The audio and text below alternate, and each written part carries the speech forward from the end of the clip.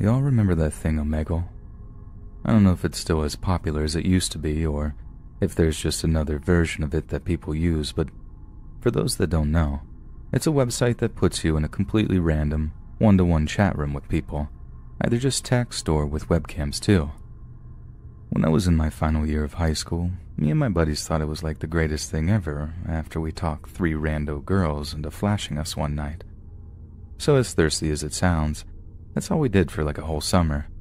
Just chilling in one of our friends' mom's basements and just burning through different people all night. It got to the point where I'd go on Omegle sometimes when I got bored at home. Not to talk to girls as such, just to kind of mess around and see who was online. But I don't go anywhere near that site anymore. Not after seeing the most messed up thing of my life on there. Something that reminded me that the internet is still a pretty dark place sometimes, and that sometimes you can just happen across something seriously messed up, just on accident. So I have my webcam on, and I'm on a roll of just closing chat after chat. Everyone on that night was either a dude playing with themselves, a lonely weirdo, or someone legit mentally deficient, and I was just about to close that browser window out of sheer boredom when I see something that catches my eye. It's a girl, kneeling in a room lit solely with red lights. My first thought is that I might have gotten lucky, and that I was in for a little bit of a show.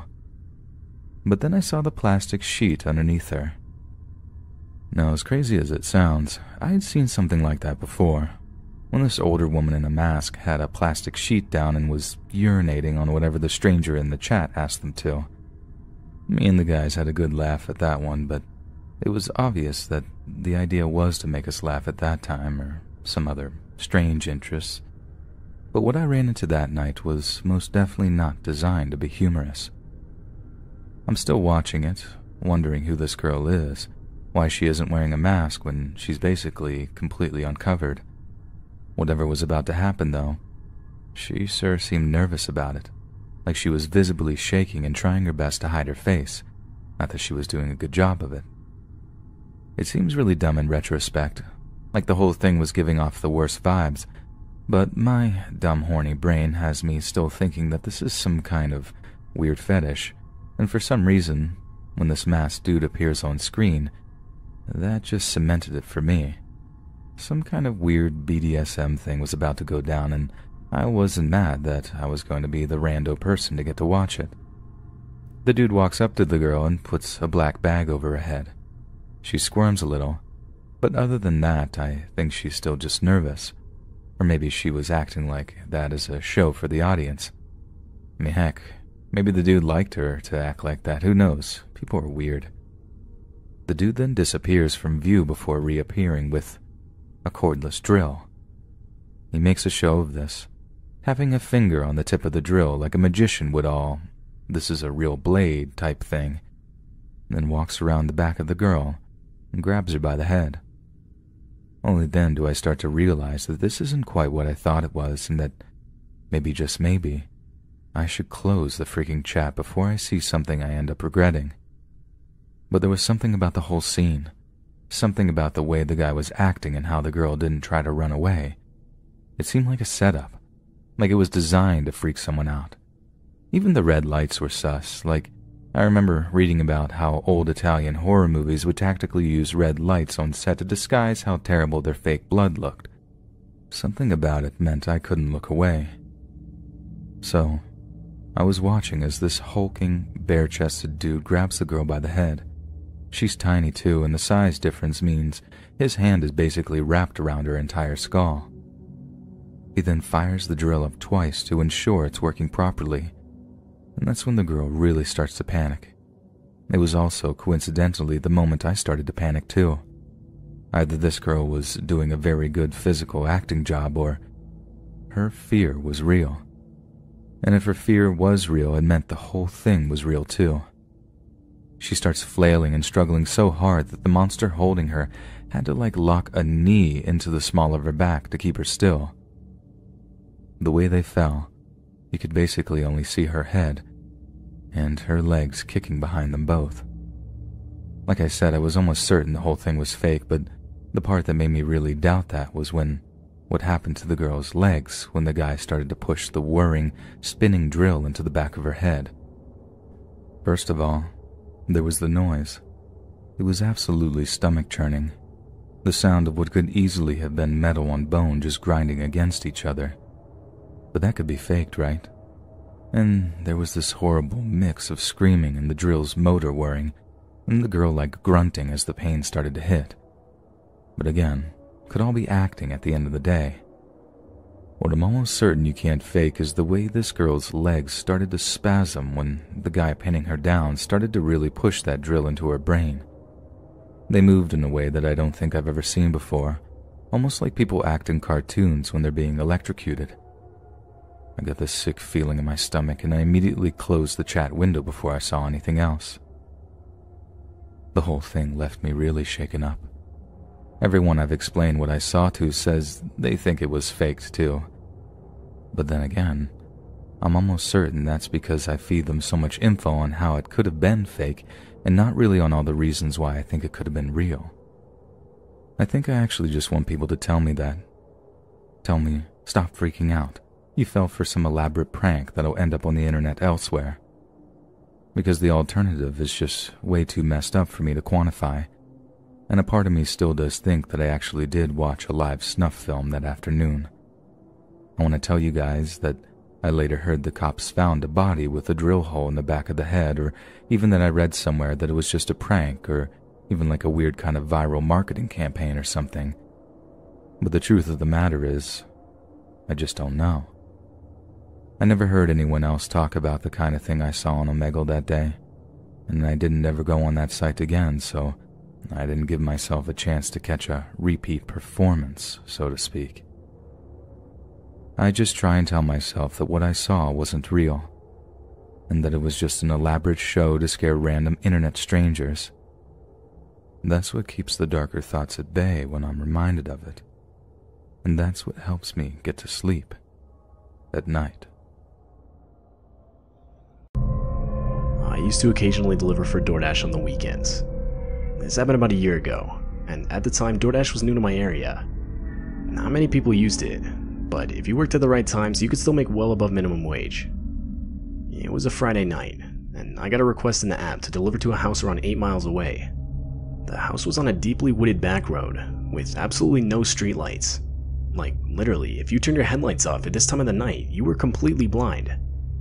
I delivered to a house in this area once before, but that was when it was light out, which, trust me, is a way different scene.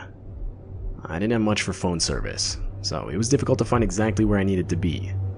But after a while, I finally found the place.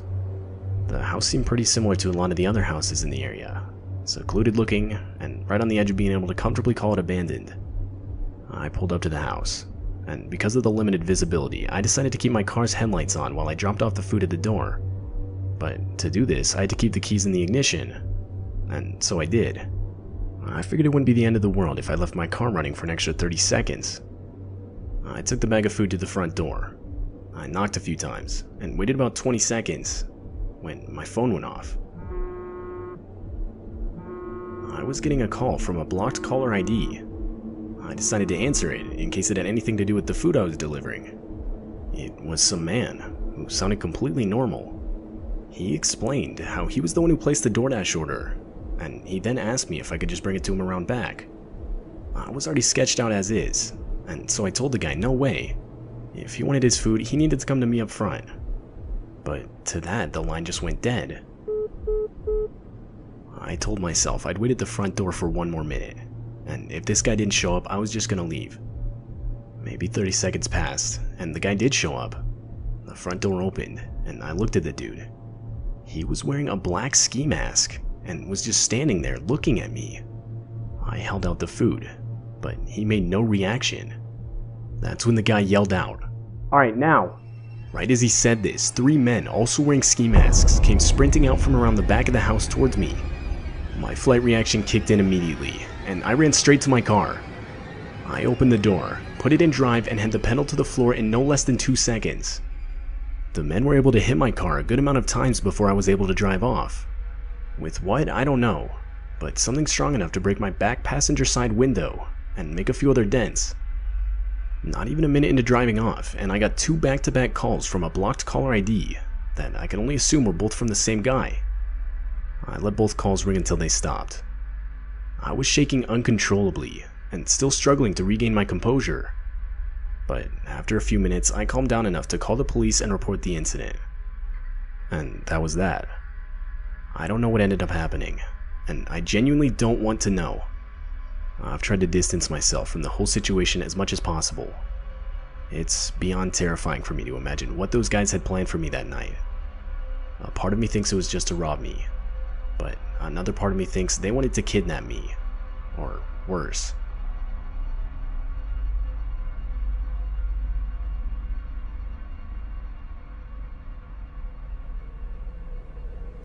For almost a few years now, end of August 2019 to be exact, I had moved into an apartment in a different city because my mother, who I lived with in my hometown, passed away from cancer. I have moved here with my long-term boyfriend and one other roommate. We all absolutely love it here. The location is great. It's a 15-minute bike ride from my university, and it's located at a square with a grocery store, drugstore, lunchrooms, and that kind of thing. So we have pretty much everything we could possibly need to survive within walking distance. However, after just a month or two of living here, someone has started to ring my doorbell at exactly 11:05 p.m. semi-regularly. Sometimes every day, sometimes every other day. Sometimes there's a week in between, and sometimes there's a couple of weeks in between. But it is always around 11:05 p.m., and every single time, I get no answer each time I ask through the intercom who it is. Except for one time, but I will get to that in a bit. At first, I thought it was friends from one of the neighbors who accidentally rang the wrong doorbell. But after around the 4th time, I grew suspicious. And after more than those 4 times, I started noticing that it always happens at either exactly 11:05 p.m. or a couple minutes earlier or later. My boyfriend and my roommate both work at bars, so they work until very late and would usually only get home around 2 a.m. So each time it happened, I was always alone at home. It started to really freak me out after a while. When I first told them about it, they kinda shrugged it off and said it was probably a wrong dial, much like I thought at first. But when I told them that it has happened so many times, and sometimes even daily, they didn't really believe me and that I was just being paranoid and spooked. However, one night, when the doorbell rang again, I answered the intercom asking who it was. I heard heavy breathing. I was thoroughly spooked at that moment. I was again home alone and kept asking who they were and what they wanted. I couldn't make up from the breathing if it was a man or a woman, but I heard a strange mumbling or whispering, and then it was dead silent. They had appeared to have left. I put my apartment door on a double lock after that. I was so scared and spooked out. Thankfully, my roommate got home a little earlier that night, around 30 minutes after the doorbell rang. He could tell how upset I was. Now with the whole pandemic crisis, my roommate and boyfriend aren't able to work anymore. They now also witness the frequent door ringing at 11:05 p.m., so now they do believe me and agree that it's very odd and creepy. We have a balcony that looks down at where our apartment building's main front door is, but because there's a shop underneath us that always has the awning out, the view to the door is partially obscured. Every time our doorbell rang, me, my boyfriend, and roommate would go over to the balcony to see if we could see anyone, but we never could. I've also asked my neighbors from my apartment building if their doorbell gets rang so often, but the ones that I asked all said it's never happened to them. So a few weeks ago, my roommate decided to do some investigating. He went outside our apartment building at 11 p.m., standing across the street. He pretended to have a smoke while keeping an eye on the door. He said he did see a man who looked kind of suspicious wandering around our apartment building. He slowed his pace down significantly as soon as he approached our door, but when he spotted my roommate looking at him, he quickly walked away. We aren't completely sure if that's the door ringer, but that was very, very suspicious. Our doorbell hasn't gone off at night since that day. I'm hoping that maybe it will stop now, but there is a possibility that it will continue again in a few weeks.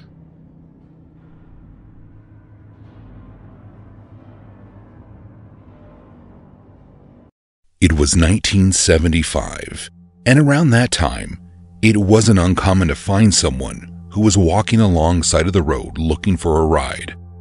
Sometimes it was a short distance. Other times, people were making their way across the country. I happened to be driving back from a small trip that I took during summer vacation, and I was a few hours away from home. The route that I plotted out for myself on the map was taking me through a series of back roads at the moment. It was a nice little scenic road with lots of trees, so driving along listening to some tunes was pretty peaceful. And as I was chugging along, I thought I could see something on the side of the road in the distance. I thought it might be a deer or something, so I began to slow down. And as I got closer, it was unmistakably a young man.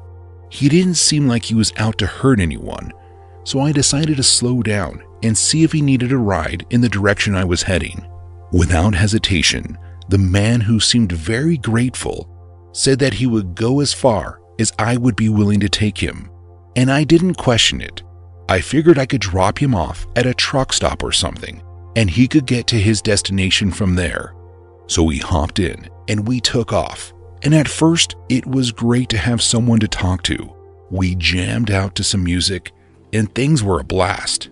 Then out of nowhere, I could feel him get a little tense, and he began to lower himself in his seat a bit.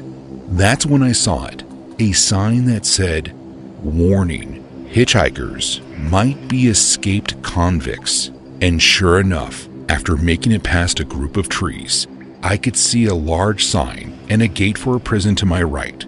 My new passenger must have seen me notice it, because right then he said, "Just keep driving."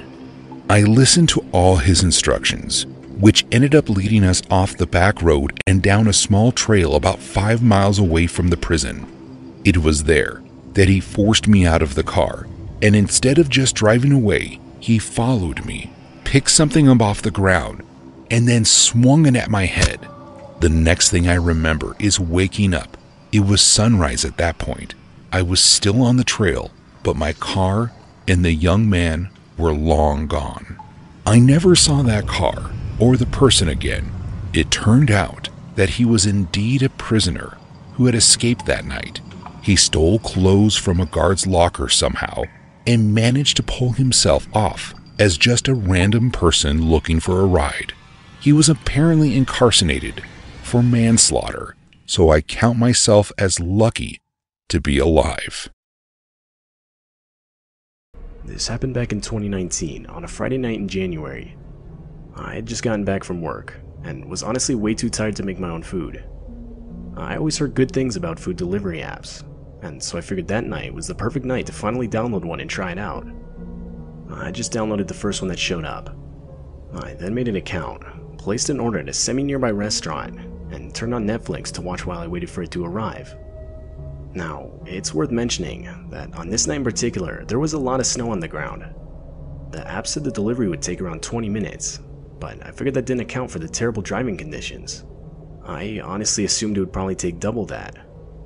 I can't remember exactly how much time had passed, but it finally got to a point where I figured I'd just forget it and cancel the order. But right before I did, I got a message from the driver. Word for word, the message read, "Can't find your house. What's your personal phone number?" Now, you gotta remember, I had just downloaded the app that night, so I didn't know if it was common or not for drivers to ask for their customers' personal phone numbers. But I ended up giving it to him anyway. Around 10 minutes later, he would contact me, but not over a phone call like I expected. The guy texted me, saying he'd be at my place with the food in 10 minutes. This unsettled me a bit. I was under the impression he needed my phone number so he could call me and get better directions, but I just tried to brush it off. Around 10 minutes later, I would get another text saying he left the food on my doorstep. I went outside to get it and sent a text back thanking him. I figured that was that. But around midnight, I would get another text. It was the delivery driver. The text simply read, "I really liked your sweatshirt. This was now getting extremely weird, as the text suggested that the guy had stayed to watch me grab the food from my doorstep. I tried to play it cool, and responded with something like, "Haha, yeah, thanks. It's pretty nice." I can't remember everything that was said next, but it was some string of multiple texts that were something along the lines of, "So how's your night going? What are you up to?" and various other seemingly harmless messages. To these, I didn't respond. At the end of the day, I told myself I didn't know this guy, and I had no obligation to keep a conversation going. So, I just went to bed. But come morning, I would wake up to 20-something texts, and multiple missed calls all from the same number. It was again that same delivery driver. The last text was sent at 3 a.m., and as I scrolled through the texts, two in particular caught my eye. One of them read, "I'm outside your house," and the other said, "I can't see anything through your window. It's too dark." But that wasn't even the worst of it. I would later go outside to find footprints in the snow that I knew for a fact were not there the other day. Meaning, this guy wasn't joking. He had actually showed up to my house, and by the looks of the footprints, had walked around it multiple times. I've since moved, and haven't received another text from the number. That was the first, and only time I will ever use a food delivery app.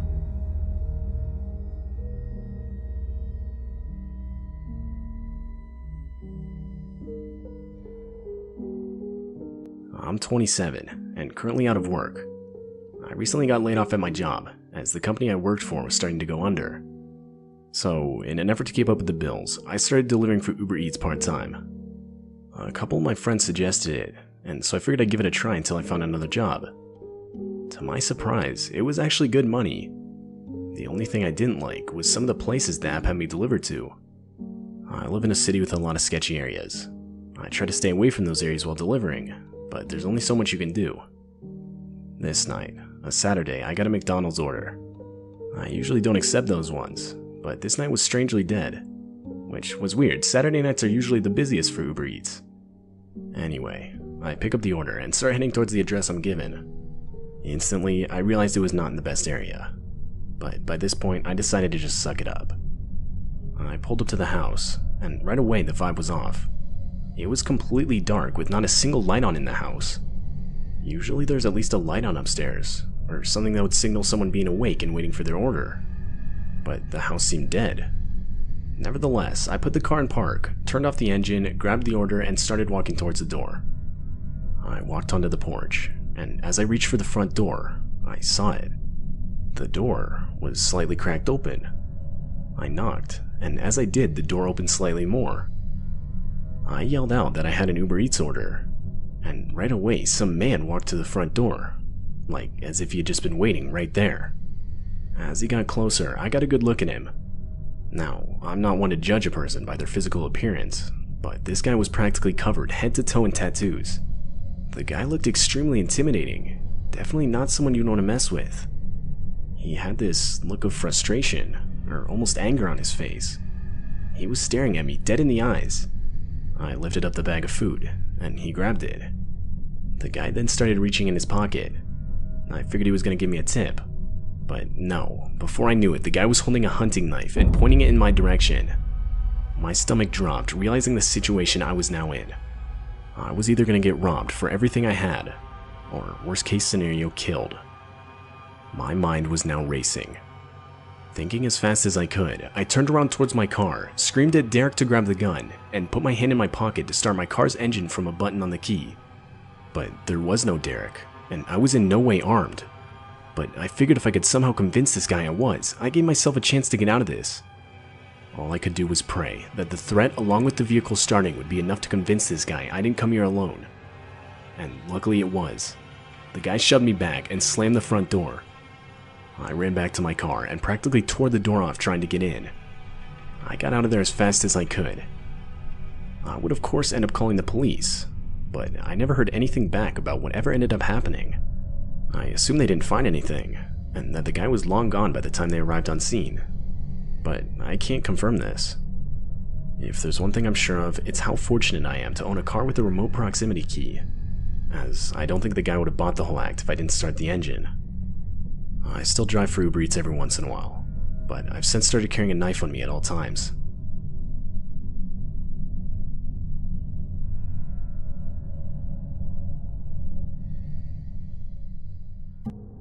Two stories stand out in my mind. I should note that I work day shift.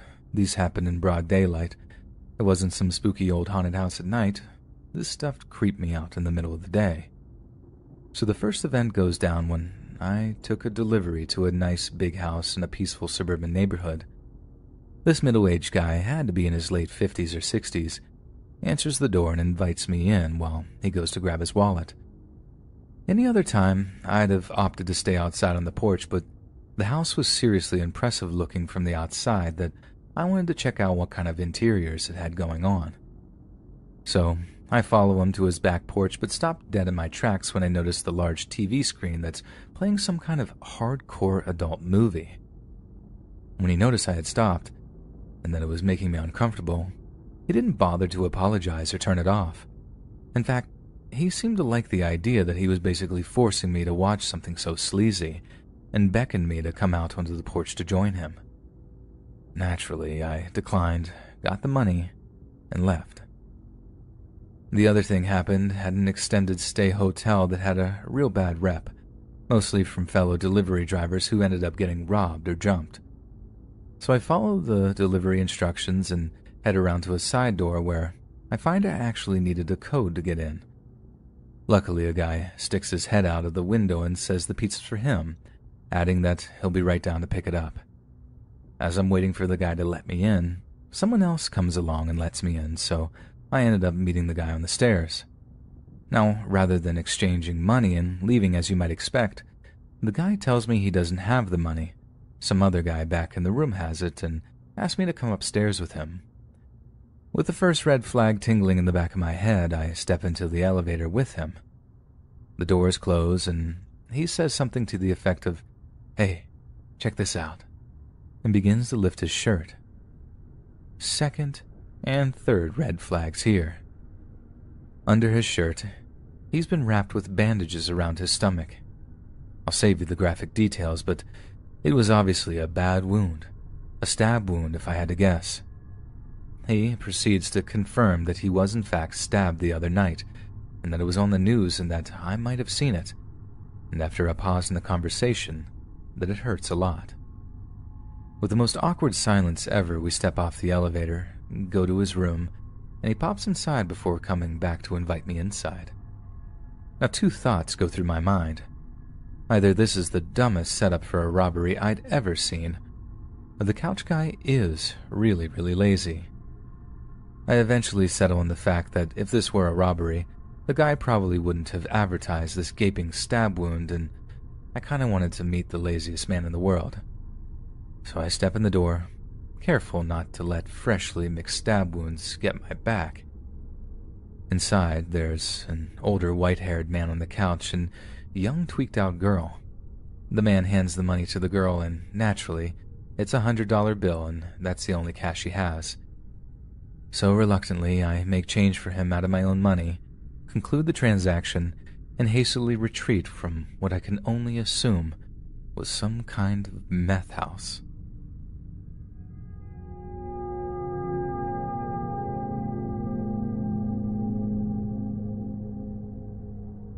So, on the worst delivery shift I ever worked, it's snowing like crazy, and of course my hunk of junk car can't make it up the long residential street to the house at the very top of the hill. After several attempts, I had to face reality, so I got out to begin the walk about 2 or 3 blocks of the snowy road. I get to the large, normal-looking house and ring the bell. No answer, but I hear a guy yelling at someone inside. Knock, ring, no answer. Still yelling, but it's obvious he's yelling at someone on the phone. I can see that the door I'm at goes into a small mudroom with a door to the house inside. I decide to step into the mudroom and knock on the inner door. I know, not a good idea. This guy finally opens the door and is like, "What do you want?" I'm wearing a uniform and holding a pizza delivery. What do you think I want, man? Now, the guy was a middle-aged guy with a mustache, and he has blood coming from a cut on his elbow, a cut on his lip, and blood coming from his nose, and his knuckles are torn up. Great. Dude just got into a fight, and lost by the looks of things. I see inside, and a half-empty bottle of Jack is chilling on the coffee table. I didn't order a pizza. It's probably Frank's," he says. Then the guy just turns and goes back into the living room and sits down to take another swig of Jack. Is Frank here?" I ask. "Yeah, he's upstairs." The guy points to a staircase just inside the door on the left. Okay, I think to myself. I guess I'll go give the pizza to Frank since Drunk Fighter isn't going to do anything besides get more drunk. I took 2, maybe 3, it's been years since this happened, steps up the stairs and thought, screw this. I immediately backpedal, go to the front door in the mudroom and leave the house and walk back to my car.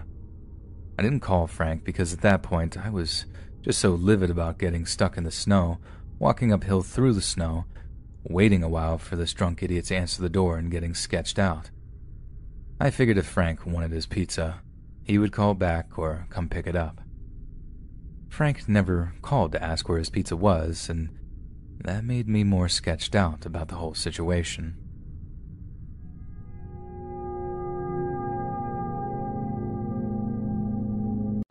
You know, they tell you not to pick up hitchhikers, and when I was younger, I always thought that was a very cynical way to view people, assuming that they were inherently up to no good.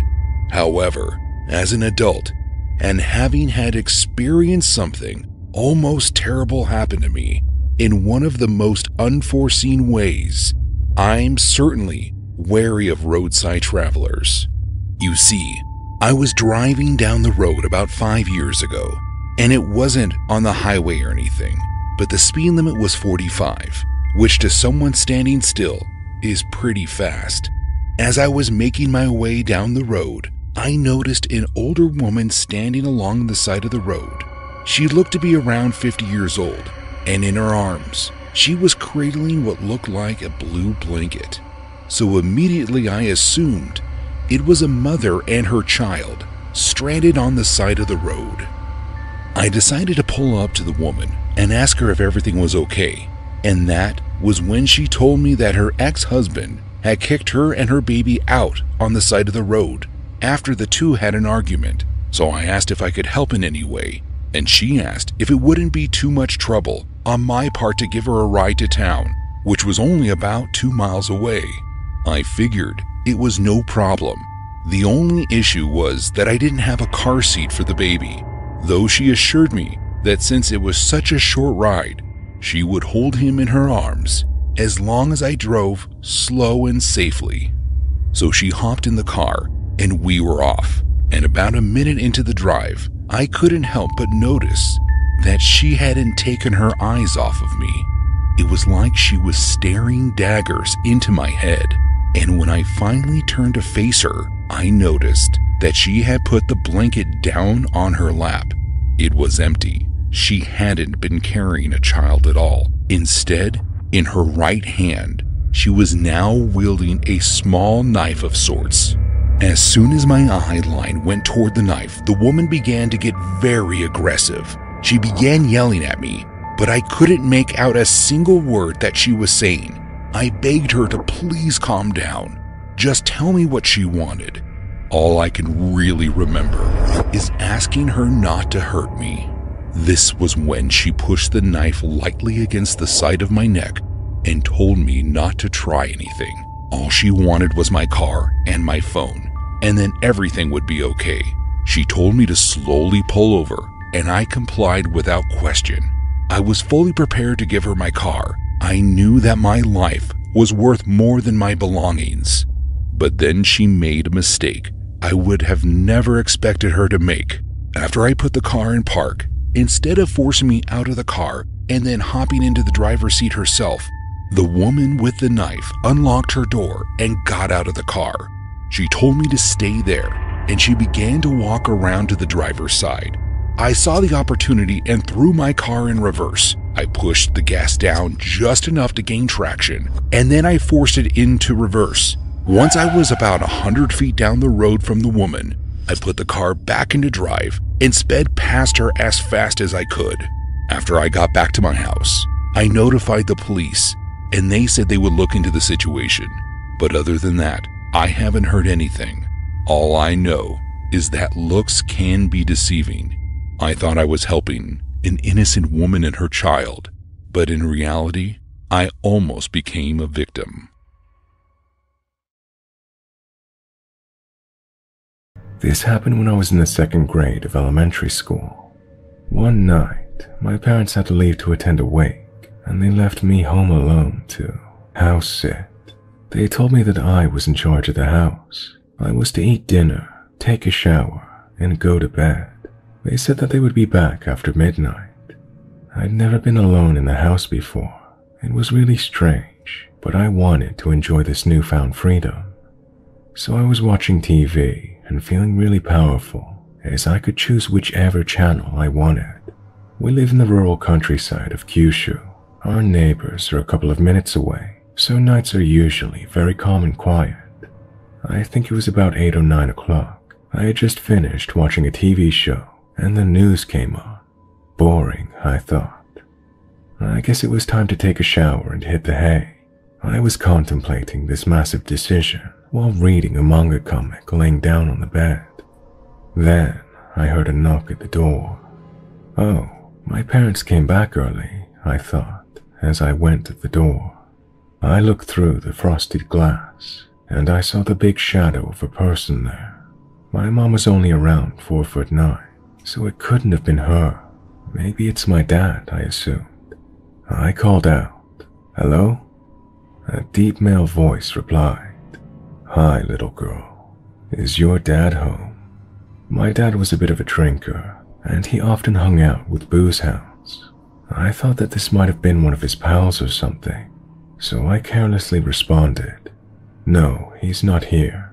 He's at a funeral." There was a short pause. "And what about your mother?" I didn't know what to say. I knew my mom hung out with her friends, and they went drinking too, so maybe this guy knew both of them. But something told me not to reply. I felt a bit suspicious. What do I do? I thought that no matter what I would answer with, I might end up making another mistake or getting into trouble somehow. "Mom's not home either," the voice persisted. This was so strange. We never usually had people coming to the house at this time of night. This wasn't right. There was something about his voice too. It didn't sound like the local accent. This wasn't good. I felt extremely anxious, and I couldn't bring myself to say anything in response. "Are you alone in there, little girl?" I began to cry silent tears while standing still and silent. "Can't you open the door for me? I have something I have to give to your dad. I'm just here to drop it off," he said in a voice so extremely sickly. The kind of voice you hear when you're trying to coax someone into doing something. I mustered up enough strength to reply, "Can you come back tomorrow?" He didn't reply. He just started to violently turn the doorknob. I understood this man's intentions now, and it felt like an arrow of ice went through my heart. My throat closed up and I couldn't breathe. I couldn't scream. Then came the sound of his fist punching the frosted glass. "Open it," he roared again and again. "Please stop," I pleaded. "It's so loud," I said. Then my brain kicked into gear, and I ran into the living room and grabbed the house phone. I didn't even know the number of the place where my parents were at. My parents had told me about people who would call the police when they don't need their help. Hoax calls. I was nervous, thinking I might get into trouble for one of these calls. While I was panicking about what to do, I heard the glass shatter in the hallway. He had breached the door. A horrible, thick arm shot through the hole. I remember he was wearing a jet black jumper. I screamed for help. I remember thinking this was more like a scene from a movie, not from real life. The arm was searching for the lock. While the arm was desperately probing for the lock, I heard another scream coming from outside. It was someone shouting my name, someone shouting that they called the police. I wandered over to the door and I saw the owner of the new voice. I jumped for joy. It was the voice of the older lady who lived next door. She had heard all the commotion and came to see what was going on. As she shouted that she called the police, the man ran for it. I let her in. I was inconsolable. I just bawled my eyes out the whole night through. The police arrived about 30 minutes before my parents came back. When my parents did come back, they apologized again and again for leaving me by myself. In the end, we didn't know who the intruder was. My dad assumed it was a robbery attempt.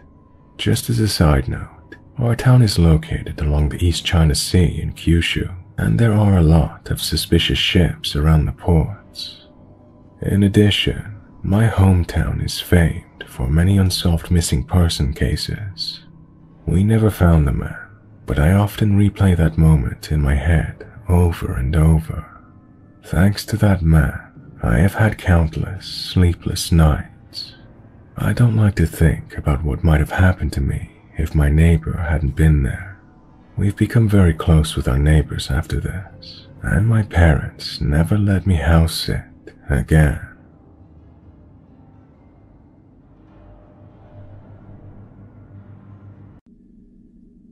This story took place when I was 23 years old, close to 10 years ago. I was living in upstate New York in a very rural area with my ex-boyfriend and his family. He and I used to argue quite a bit, and one morning before he went to work, he and I got into a very heated argument. He was 20 years my senior, but during this particular fight, he acted majorly juvenile. He jumped out of bed, flipped me the bird, and yelled, "If you don't like it so much, then why don't you go back to the Bronx?" That was all the prompting I needed. I threw on my Uggs and my winter jacket, grabbed my cigarettes, and flew out of the house. I am unfortunately an impulsive idiot and didn't think to grab my cell phone before I stormed out. I didn't drive, so my only option was to walk. I don't think at the time that I intended to walk back to the Bronx, as I was a 3-hour car ride upstate, but I just needed to go for an angry, dramatic walk. I realized once I got to this road at the entrance of the trailer park that I had no idea where anything really was around me, as I had only lived there for a few months at that point and we really didn't go out a lot. I banked left and just walked and walked where I knew civilization was. I found myself walking alongside a very busy stretch of road with 18-wheelers flying by, spraying me with slushy snow and soaking my shoes. I saw my then-boyfriend driving by on his way to work, and he sped up as he drove past me, evidently still angry about our fight. I thought for sure he was going to turn around at some point, but he never came back. I pressed on, deciding instead to try to walk to my best friend's mother's house, which I knew to be in the same town. It started to snow, and I was losing momentum. I passed by a VFW where a nondescript pickup truck was parked in the driveway. It wasn't until I had passed it that I even realized the driver was in the front seat. He called out to me, "Hey, honey, do you need help?" My stomach churned, realizing I would have to accept this stranger's offer. I approached his truck slowly and tried to weigh out my options. He was a clean-cut, seemingly normal older white guy. Gray hair, greenish-blue eyes, just average. I blurted out, "Are you a good guy or bad guy?" And cringed at myself for asking such a dumb question. He answered, "I'm a good guy. I wouldn't tell you if I was a bad guy, would I?" I ignored the bells going off in my head and got in the front seat with him. As we drove, I realized I had no clue where my friend's mom actually lived. I knew the name of the road she lived on, but it spanned a good distance, so it wasn't very helpful in terms of finding my destination. I asked to borrow his cell phone so I could try calling my best friend to ask where I was going. I called her 3 times and she didn't answer because she didn't recognize the number. I started to feel inexplicably hopeless. After a few minutes, he asked me where I was from and why I was out in the middle of nowhere in the snow wearing pajamas. I explained I was originally from the Bronx and that I had gotten into a fight with my boyfriend. He paused and said, "Hey, you wouldn't be interested in making a little money, would you?" I chuckled nervously and said, "Oh, No thanks, though," he responded. "Well, I just figured since you said you were from the Bronx," and trailed off. Realizing at that point I was almost definitely in deep doo-doo, I muttered, "Oh, sure. He eyed me up and down and laughed to himself before sneering. Sure, she says. I started to panic big time, but knew I couldn't show my fear. I scoured the scenery for a pillowy snowbank that I could land in if I leapt out of the truck, to no avail. The houses were so few and far in between, I became certain this would be how I met my demise. I'll never know why, but it was at this point that he decided to ask me who I was going to see. I quickly blurted out my best friend's mom's name and her husband's full name. He instantly perked up and explained that he knew the husband and how they used to snowmobile together 20 years ago. I felt the greatest wave of relief when he explained that he knew exactly where his old buddy lived. When we finally pulled up to that big yellow house, it was like arriving to the promised land. I sheepishly asked his name.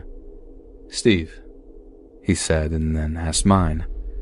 I gave him a fake name, spat out a nonsense thank you, and ran as fast as I could from his truck to the porch. I crashed through the front door and locked it behind me. I immediately start crying and running through the house trying to find my friend's mom. I had awoken her from a sound sleep, but she didn't say a word about it upon seeing how shaken up I was. Once I knew I was safe with her, I explained everything. The fight, the fleeing, the weird guy and his proposition, and she listened, horrified and curious at the same time. She made me promise to never do anything so reckless again, and that if I ever needed her, to call her. She told me she would ask her husband when he got home about this Steve guy and find out more about him. I returned to my boyfriend's later that same day and got really stoned and tried to forget about the events of that morning. The following day, my friend's mom called me to tell me that Steve was a dangerous person who her husband had cut off communication with years ago. The last he had heard about Steve was that he had been arrested for assault. She then went on to point out how incredibly easy it would have been for him to hurt me and leave me just about anywhere on some lonely stretch of road, and no one would even know where to look for me. Not to mention, I might not even been found until the snow thawed out.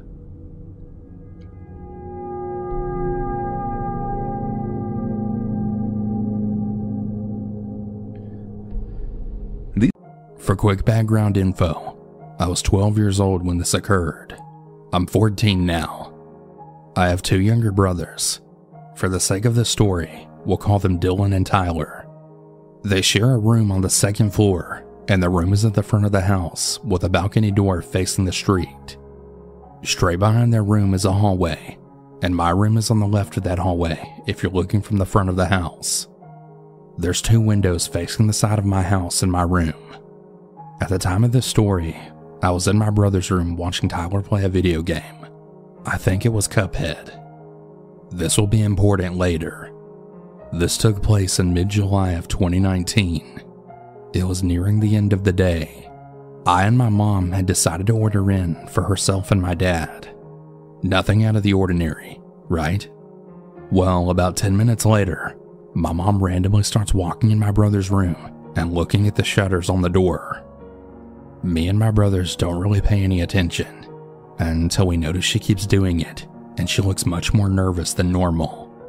My brothers ask what's wrong, and my mom surprisingly, and she tells us that the delivery driver was sending her really weird messages, such as, "God is coming.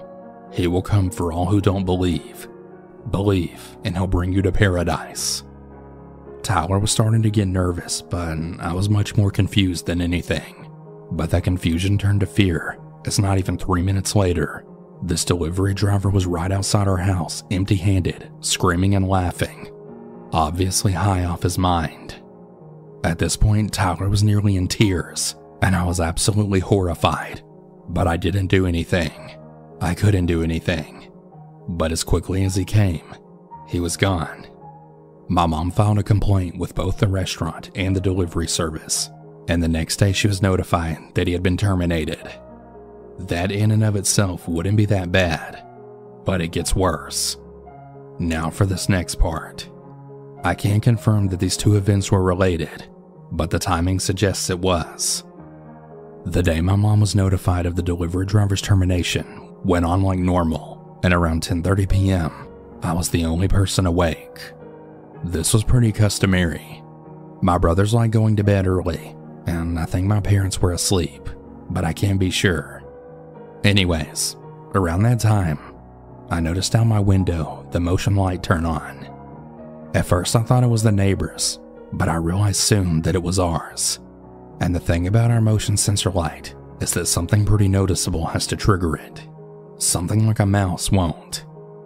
I looked outside and I didn't see anything until I looked to my right, just out of the light's radius. That's when I noticed something. Someone. Then I realized someone is in my backyard and I'm the only one awake. It didn't even occur to me that I could wake up my parents, but instead, I dug down under the window, praying whoever was out there didn't see me. I'm honestly astounded that 12-year-old me didn't even scream. But I think he noticed me, because when I checked again about 5 minutes later, he was gone. I'm 99% sure that it was the same guy, and he was either scouting out the place or trying to scare us. But thankfully, nothing else happened after that. I only remembered this recently because my mom brought it up for me and my family. In Michigan, there's a little place called Traverse City. It's a smallish, very esoteric hippie kind of town with an absolutely enormous deserted grounds and dilapidated, as nothing scary really happened there. It was actually quite the popular hangout for college kids to get stoned and whatnot. It's more of a small detail on just how strange this town is, and kind of a backstory. The Whiting was the cheapest apartment in town, basically a month-to-month hotel. It really wasn't a bad place. A man was found dead of heroin overdose on the front step on money, and I thought it would be an interesting experience to say the least. Well, I wasn't wrong. Ways some strayed and some swooping around. Some that started out normal and then got doll-sized doors in the hallway that never opened. There were a lot of creepy pictures of crying girls or off-putting abstract paintings decorating the... He also had a painted over locked door to his left. And you could just be walking along when the door would suddenly open and a battered looking woman would tell you that the other tenants were trying to hurt her and that she was going to be sleeping with a knife for protection. There's a few incidents that really stick out in my mind. Once I went to the shattered kitchen to make myself lasagna. One of the women was already there and she was sitting in a kitchen chair just talking to herself in a high-pitched girly voice. Now, this woman was a big and rather imposing individual, made all the more intimidating because she had a habit of ramming people in the shoulder whenever she passed, but all to herself as if I can't hear her, all while eyeing me with a sideways, dead-eyed kind of look. Every now and then she gives a high-pitched giggle that sounded truly sinister.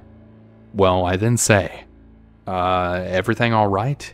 And she's muttering to herself, the thing's talking to me. I won't respond. And then she giggles. I'm definitely perplexed at this point. I pick up a fork and I'm getting ready to exit, and she then starts really flipping out and starts rapidly saying, "You got a fork? You gonna kill me with that? You gonna stab me in the throat and murder my family with that fork?" Yes, she was actually screaming by the end of it. I didn't stick around. I could still hear her screaming whenever I would take my crap out of the door, going on about hurting her. And just like some movie, I can hear high-pitched hysterical laughter echoing down the halls as she gets louder and louder. Truly brought goosebumps up to my arms, I can tell you that. Another time, a man was so messed up on some substances that he could hardly stand, and he tried to chase me. He was at the foot of the stairs and I had to pass him, and he tried to slur some nonsense at me while I walked by him. I think he said something about a shower. Well, he reaches out and grabs my arm and then tries pulling me toward him. I pull away so fast that he gets knocked over, and as I'm running up the stairs, he's trying to collect himself and stand back up. I hide in my friend's room and we can hear him slouching and banging up the stairs, just calling for me in a doped up sort of way. About a week later, he apparently forgets about it and I see him in the lobby. He had asked me which room I lived in. So yeah, that's a brief summary of the really creepy place that I lived in at one point. It was definitely an interesting and creepy experience, to say the least. A couple of years ago, me and my boyfriend were looking at this budget Airbnb for a weekend in Berlin. It wasn't the nicest place we'd seen, but to us it was just going to be a place to get some sleep in between hours of exploring Berlin. We'd hardly be there basically, so we figured we'd go for it. When it comes to paying for the rental stuff, there's a problem with my boyfriend's card details, so we decide to use mine. Then there's a problem with my card details too, so we try using PayPal. That doesn't work either, and we can't work out what's going on because we definitely had the money in our accounts. There must have been a problem with Airbnb's payment services or something. But tell that to the owners, who ended up getting really annoyed with us because we'd already basically agreed to rent the place via verbal agreement. By the time we got our bank stuff sorted, turned out it was fraud on both our accounts. They weren't interested in renting to us anymore, so we missed out. Or so we thought. Ages and ages later, my boyfriend sends me a link to an article from a German newspaper telling me to get it up on my iPad so I could use Chrome to translate it. But before I actually used the translate feature, I scrolled through the whole article like, why did he send this to me for? And lo and behold, there's a picture of the Airbnb we wanted to rent. Only then did I translate the text, so it was only after that I read that 2 parents and their young baby had died in a carbon monoxide leak that occurred overnight in the bloody Airbnb we were going to stay in. I'm not religious or anything, never have been, but I kinda get what people are talking about now when they mention guardian angels or whatever. If it hadn't have been for that annoying fraud, we'd have rented the flat, and it might have been us that were there when the gas leak happened. I was just absolutely horrified when I read through the story, and I was crying like a baby by the end of it. It said the owner had been arrested over it, that he was going to be charged with some variant of manslaughter or whatever, and rightfully so if you ask me. I still get chills when I think about it though, and obviously we just stick to hotels these days. Not that they're any safer, but it just makes me feel safer, you know? Because when I picture that poor family who went to bed one night and never woke up again, all because some cowboy landlord was too cheap to service the flat. Ugh, it doesn't bear thinking about.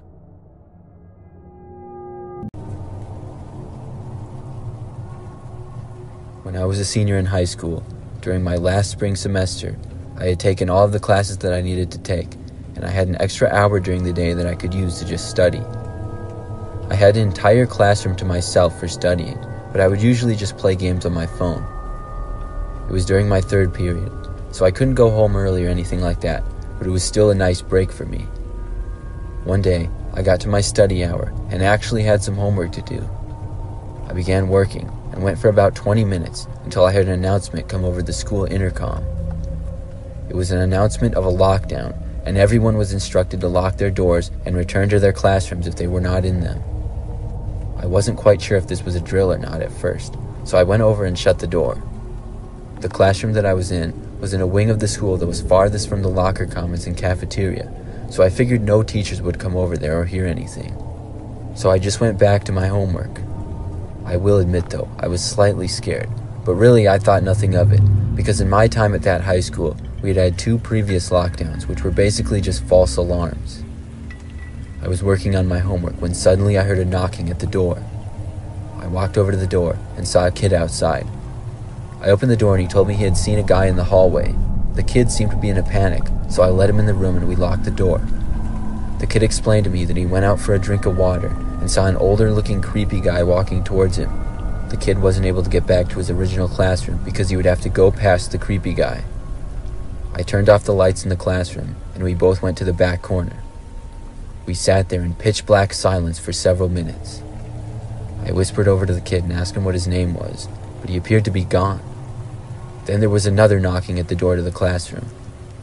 I was pretty scared at this point, but I slowly got up and walked over to the door. I listened on the other side and heard someone say police. I was shocked.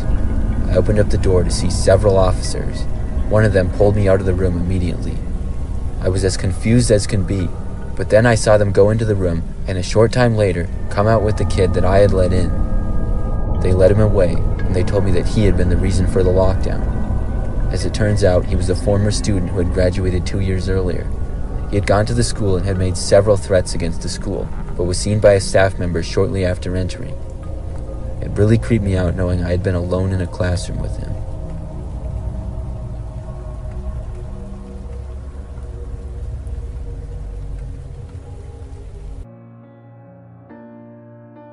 So, for some backstory, I moved from a very small town to a relatively large city. It was for university, and I was around 19 years old. Since I wouldn't be in the new city until around September, my soon-to-be roommate decided to look for a place for us to live in the fall. In mid-July, she finally found us a decently priced, newly renovated, close to everything apartment. It was on a pretty busy road in the city. Fast forward to September when it was time for me to move in. Myself and my parents get to the building, and it looks a bit disheveled from the front, and upon entering, the inside of the building was an absolute mess. Appliances in the hallways, plaster was running up and down the walls like a child had been given the material to play with, and the flooring was missing in most places. Since the apartment was actually kind of nice, and since it was my first ever apartment away from home, I was absolutely thrilled to finally have a place of my own. Now, this apartment housed many students, as well as the landlord and the superintendent, so it seemed like a relatively safe place to live, right? Wrong. My roommate had the door buzzer hooked up to her phone so that when someone rang, her phone would ring and she had the option to let them in or not. About a week after school had started, I was home since I didn't really have class until later in the day, and my roommate was at work. She texted me to let me know that someone had tried to buzz into the apartment, and when she answered, all she heard on the other end was an unfamiliar voice practically screaming, "Let me in! Let me in right now!" Luckily, my roommate had the sense enough not to let them into the building. About 10 minutes later, someone comes banging right on my door. Without saying anything, they just continued knocking for what felt like hours, although it was probably only about 20 minutes in reality. I stayed in my room the entire time with the door closed because I was absolutely so afraid of who might be standing outside my door. Eventually the knocking stopped, and when I checked the peephole, the person was gone. I felt really relieved that I had avoided what seemed to be some kind of creep looking to get in my apartment for some reason that I really wasn't aware of. Nothing too strange happened again until about 2 weeks later. Again, I was home since I was sick and my roommate was at work. I should note that my roommate was a flight attendant for a small airline, and obviously she wouldn't have her phone if she was already in the air. As I recall, there was no one to buzz the door this time. So it's early morning and not too long after my roommate left for work, and someone came banging on my door. Of course, I didn't get up to answer it because I was still sick in bed, hoping that they would just go away. We weren't expecting anyone, no packages or friends. And besides, how would they get into the apartment if my roommate's phone didn't ring for the door buzzer? When I finally think whoever was knocking at the door has left, someone actually unlocks the door to my apartment and walks right in. I was mortified. I always sleep with my room door closed, so there was absolutely no way that they would have known someone was in there except by opening the door. Since my roommate was a flight attendant, I knew it wasn't her because her flight would have been gone by this time, so there was really no way she could even answer her phone since there's no service when they're up in the air. I was frantically texting her to let her know that someone was indeed in our apartment without our permission. Where we live, our landlord must give 24 hours notice before entering the property. As I lay in bed crying and shaking out of pure fear, the person seemed to have just walked around the living room area and then left again. As soon as I heard the front door shut, I ran and locked all of the locks and put across the chain that would keep anyone from getting in, even if they had a key.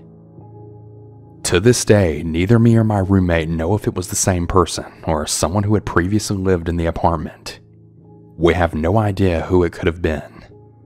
We left that apartment building only a couple months after that and moved into a more friendly and seemingly safer neighborhood.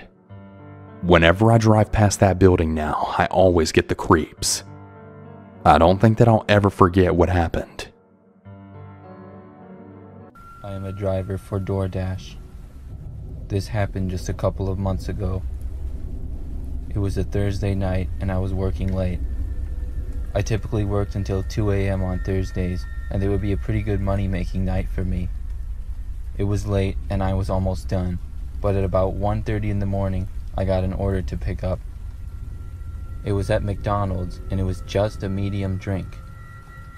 It seemed a little weird to me that somebody would have just a drink from McDonald's delivered, but I wasn't going to question it. I went to McDonald's and picked it up, then I drove to the destination. It wasn't that far, between 5 and 10 minutes away, but when I got into the neighborhood, I could see that it wasn't the best area. The houses looked very run down and old, and the grass in most yards was very long. I turned onto a dead-end road and finally reached the address. It was at the end of the dead end, and I could barely see the house because of how dark it was, combined with how many trees they had in the yard. There was a woods surrounding the house, and no street lights or house lights. I slowly stopped my car and got out. I looked around. It was very quiet. I walked to the end of the driveway of the house and looked down it. It was skinny, but fairly long. It had pine needles and sticks all over it, and looked like it didn't get much use. I looked down and saw the house, and then I began walking.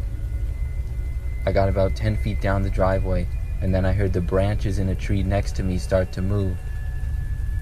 Immediately when I heard the sound, I knew it couldn't have been an animal and had to be a human. Without even thinking, I placed the drink on the ground, turned around, and ran back to my car. As I was running, I heard movement behind me, but I didn't stop to look. I ran all the way back to my car and got inside. When I did, I immediately started my engine, and the lights to my car came on. Out of my windshield, I saw in front of my car about 30 feet away, there were 3 men. They were not chasing me anymore, but they were just standing at the end of the driveway looking at me. Then one of them turned and threw the McDonald's drink at my car. It hit the ground about 5 feet in front of my vehicle. I backed up my car and drove away. I hope I don't have to deliver to that neighborhood again. Okay, so this might sound like a bit of a weird one, because not like a spooky story. Our Airbnb wasn't haunted or anything, and I don't believe in stuff like that to begin with. But when me and my girlfriend stayed at an Airbnb in Belgium, something happened that creeped us out so much that we had no choice but to leave the apartment and check into a hotel. I've had a mate of mine tell me I overreacted over this, but just put yourself in my shoes. First proper morning of our little weekend getaway to Bruges. Me and the old ball and chain are getting ready to go out for breakfast when we realized that neither of us had packed any toothpaste. It was one of those I figured you'd do it kind of things. But it was no big drama since we could just brush our teeth and help ourselves to sketchy mints the owners had left for us. But I do remember my girlfriend looking around in the bathroom just in case the owner had left us any and saying some throwaway thing like, "I wish they'd left us some toothpaste." Boring, I know. I'll get to the point. We go out for breakfast, have a wander around Bruges, grab some toothpaste, then head back to the Airbnb. That night, I go to take a shower before bed and saw that my girlfriend had picked up the weirdest toothpaste that I've ever come across in my entire life. Honest to God, it looked like something you'd get out of a Second World War ration pack with this eye-watering old-fashioned menthol smell to it. I have my shower, walk back into the bedroom where my girlfriend is half asleep, and I kinda poke fun at her for buying vintage toothpaste. She's knackered and half asleep like, "What are you on about?" telling me to shut up and go to sleep, etc., etc.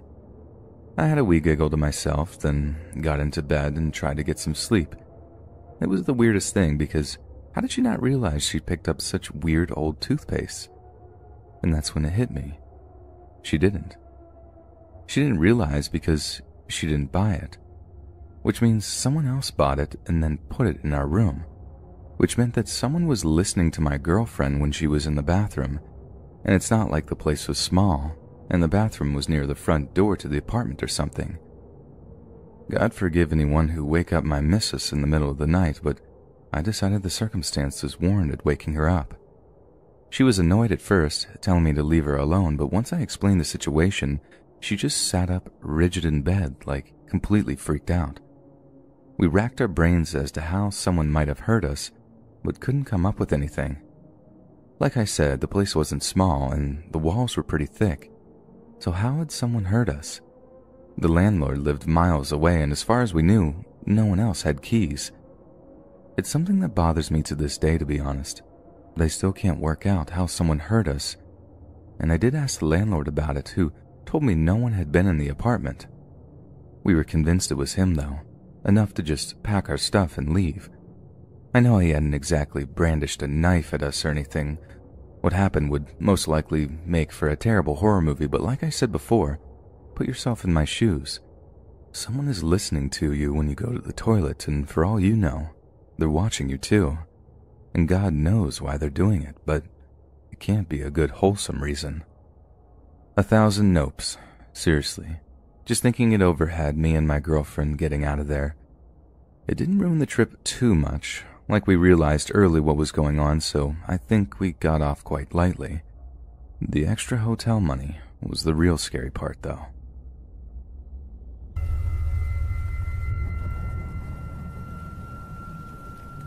A couple of years back, I worked as a Postmates delivery driver on the weekends.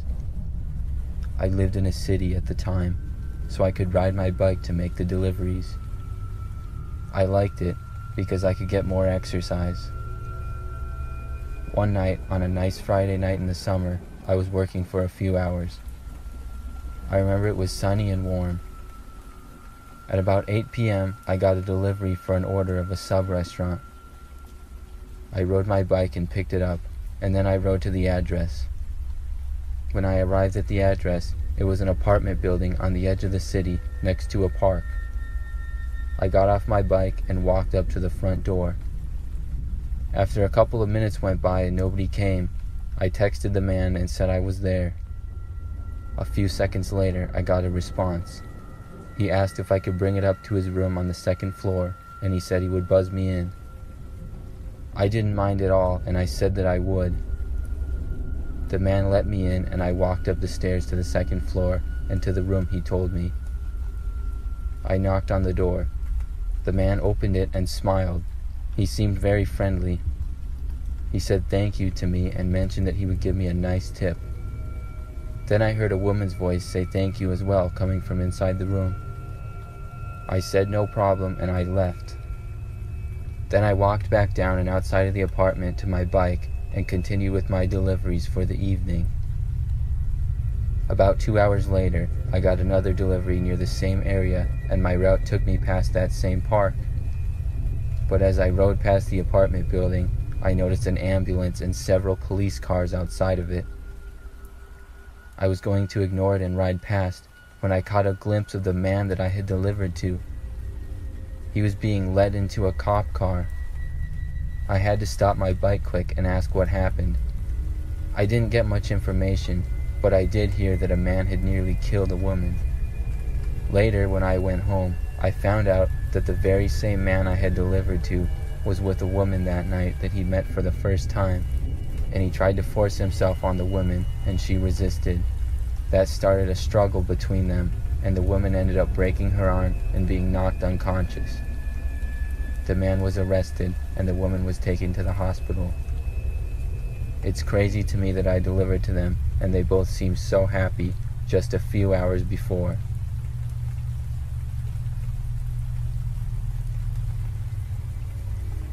This story happened in my freshman year of high school. I had recently moved to a new city and was unfamiliar with things. It was kind of tough for me being at a new school and having to make new friends and whatnot. One day, I had to make up a test, so I went to the history department to take it during my study hall time. And when I was done, I had to make it up to my next class, which was geography. As I was walking, I heard over the speakers that we were on a walk down. I tried to hurry and make it to my class, but I guess it was farther away than I thought, and it took me a little longer than I expected. The hallways were already completely empty because classes were in session. I got more and more nervous the longer I was out in the hallways because I knew I wasn't supposed to be there. Then I saw a teacher come around a corner and see me. He looked surprised to see me, and I almost tried to run away, but I realized it would probably just get me in trouble, so I explained to the teacher I was just trying to get to my class. He said I shouldn't be out in the halls and that I was in trouble. He then told me to come with him, so I began to follow him down the halls. We walked to the end of the hall and down the stairs. Then he went to an exit of the school and started to walk out.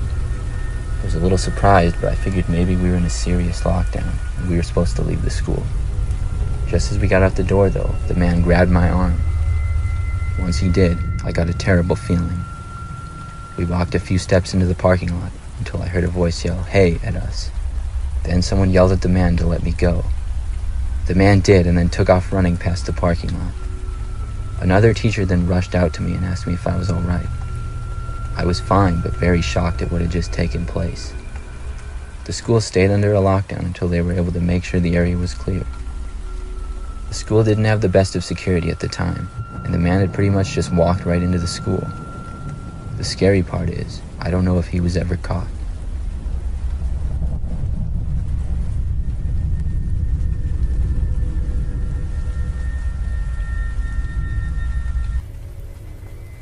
When I was a senior in high school, I worked as a pizza delivery boy. It was a pretty good paying job with tips, and I enjoyed it a lot. One night on a Friday, I was working and got a delivery for one pizza to a house on the other end of town. I made the drive to the house, which took about 10 minutes, and then I arrived. I stepped out of the car and started to walk up to the house. It was a small and average-looking house, kind of old, nothing eye-catching. I walked to the front door, but when I got there, I noticed a post-it note stuck to the door that said to use the back. I walked around to the back door of the house, which was located in the center of the house in front of a small fenced backyard with a little patio on it. I was about to knock on the door when I saw another post-it note. It said, "Please bring pizza inside."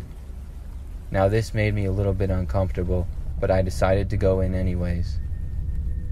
I could hear music playing from inside the house. When I opened the door, I saw what appeared to be a kitchen. It was pretty empty though. There was no food or plates out, but on the kitchen table near the door, there was a Bluetooth speaker that was playing music. I started to place the pizza box on the table, and I saw yet another sticky note posted there. It said, "Bring pizza downstairs and I will give you your tip." I looked to the end of the kitchen and saw an open doorway with a staircase leading to a very dark basement. This is where I had to draw the line in my head. I decided I would have to skip the tip on this one, and I was not going to go down the stairs. I left the pizza on the table and started to walk away to leave. But then, the music on the speaker stopped playing, and a deep man's voice started speaking on it and said, "Stop."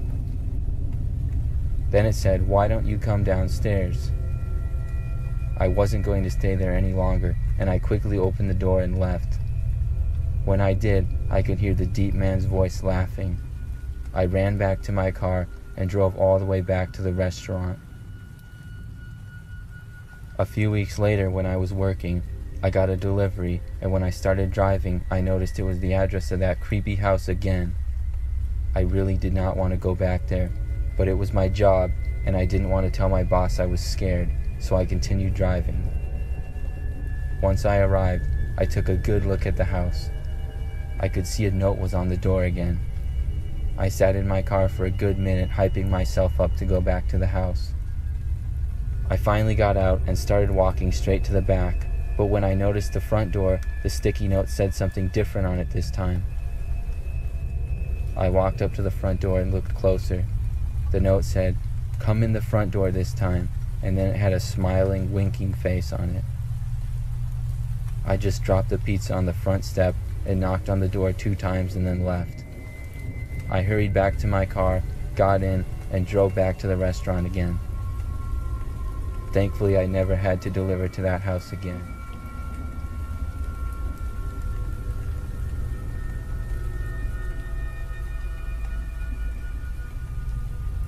The story is told from the perspective of a male. Back when I was a sophomore in college at a college in Ohio, My friend and I were invited to a girl's house to drink a few cold ones. We weren't old enough to go to the bars yet, so we had said why not and then headed over. I should mention that back in the neighborhoods behind campus where the majority of students live is really notorious for people getting jumped and mugged late at night. However, my friend and I were in really great shape and we were the typical college meatheads, so we didn't really worry about this too much. Anyways, we get there with our typical 24-pack of Natty Light and see there are 4 girls but no guys sitting on the front porch. Pretty good ratio if you ask me. We threw our beers in the fridge inside and then joined them on the front porch. The beer was flowing nicely that night and we were all having a really great laugh. It was really shaping up to be a really great night. It had been about 2 hours and I was pretty buzzed, but I wanted to keep it going. I announced that I was going inside to grab another beer and my friend said he would go with me. I can't really remember what we had said inside, probably just who we wanted to take home for the night, but we were literally inside for not more than like 30 seconds. We step outside and literally all 4 of the girls are all crying. One of them was laying down by the sidewalk. We asked them what happened and they had then indicated that about 4 guys with their face covered had actually ran up on them and robbed them. They apparently had airsoft guns and when one of the girls wouldn't give her purse, they dragged her down the steps until she let go of it. My friend and I were so pissed off that this happened right under our noses. These guys must have been hiding and watching us for a really long time and were waiting for the right opportunity to have the girls alone. I can't really say how this would have gone if we were on the porch when this had occurred, but I'm sure there would have been a fight. The cops were called and they took all our statements, but of course never heard any follow-up. The girls all canceled their cards shortly afterwards and they had to get new everything, which is a real pain in the ass.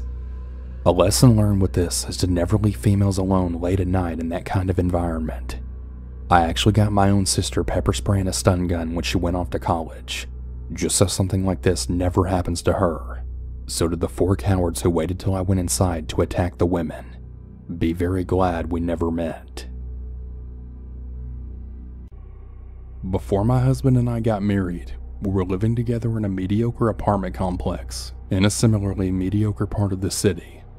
Now, it wasn't an especially dangerous place, but security at the complex was severely lacking. For context, I once had my car stolen right out of the parking lot in broad daylight without anyone noticing. Another issue with the complex's parking lot was its shortage of spaces. This was usually more of an annoyance than anything, but on one occasion, it had put me in very real danger. I was still finishing my degree at the time, and I had night classes that, in combination with an hour-and-a-half commute, left me getting home on most nights well after 11 p.m. Often I was lucky enough to find a space in the main parking lot by my building, but there were a few occasions when I found myself having to park in a much farther lot. The slot was very poorly lit, it had no buildings near it, and usually had very few cars in it. It was creepy in and of itself, but what really scared me about it was the extended walk from it. As a 21-year-old woman, I had already had plenty of experience with creeps, late-night walks, and unpleasant combinations of the two, but usually those walks were down a street or somewhere more public. Walking alone through this big, dark, empty lot really made me feel like sitting prey. No one had noticed when someone stole my car in the middle of the day. Why should I expect anyone to notice if something happened to me there in the middle of the night? With all this going through my head most nights to begin with, there was one evening in particular when getting out of my car just felt like a really bad idea. Now, I'm not a superstitious person, but my intuition was buzzing from the very minute that I unlocked my door. I'd only taken a few steps when I had spotted a man standing stock still right by the dumpster near my building. He didn't have any trash. He wasn't looking through it. He wasn't smoking. He wasn't doing anything. He was just standing there looking at me. I was still all the way across the parking lot, but other than getting back in my car, there was no way around him. The dumpster was squarely in the middle of the 2 entrances to my building, so no matter which way I went, I'd have to walk directly toward him. My keys were already between my fingers, but I wasn't feeling very confident about whether this would help or not. I'm not a strong person, and I'm also only about 5'3". More than anything, I felt silly for being so afraid. but I knew in my gut something was wrong. This man had appeared out of nowhere. I'd driven past the dumpster on my way into the lot, and he hadn't been there. Also, I knew what everyone in my building had looked like, and there's absolutely no way that he would have had time to get there from another building between when I passed the dumpster and when I parked. As I got closer, it became increasingly obvious that I wasn't imagining the man staring at me, especially because as I got closer, he turned his body so that he was always facing me, kind of like a sunflower, just rotating in place, always watching me. Then came the moment when I had to pass him to get to the door. I felt really silly doing it, but I turned around and walked half backwards as I got close to passing him. I left a really wide space between us as I drew near by walking in the grass instead of on the sidewalk, but I still didn't want to turn my back on him. Eventually, though, I had to, and the second I did, I heard footsteps. Not just footsteps, but running footsteps. They were coming toward me, and really fast. So I ran too. I sprinted to the building, ran up the steps to the door, entered the pen as quickly as I could, and then hoped to hell that he wouldn't be able to follow me. I didn't stop running until I got to my apartment door, 3 flights of stairs later. My neighbors were probably pissed about the noise, but I was terrified. The second I got in the door, I told my then fiance everything that happened between panic breaths, and he immediately called security. While he did, I went to go peek through the balcony window to see if I could spot the man. I couldn't.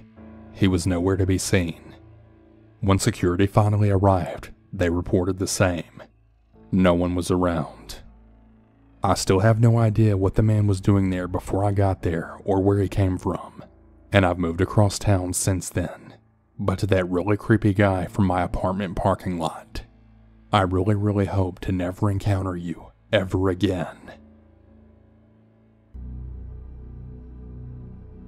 For some context, I'm a 23-year-old female, but at the time of this story I was 19 years old and in my second semester of college.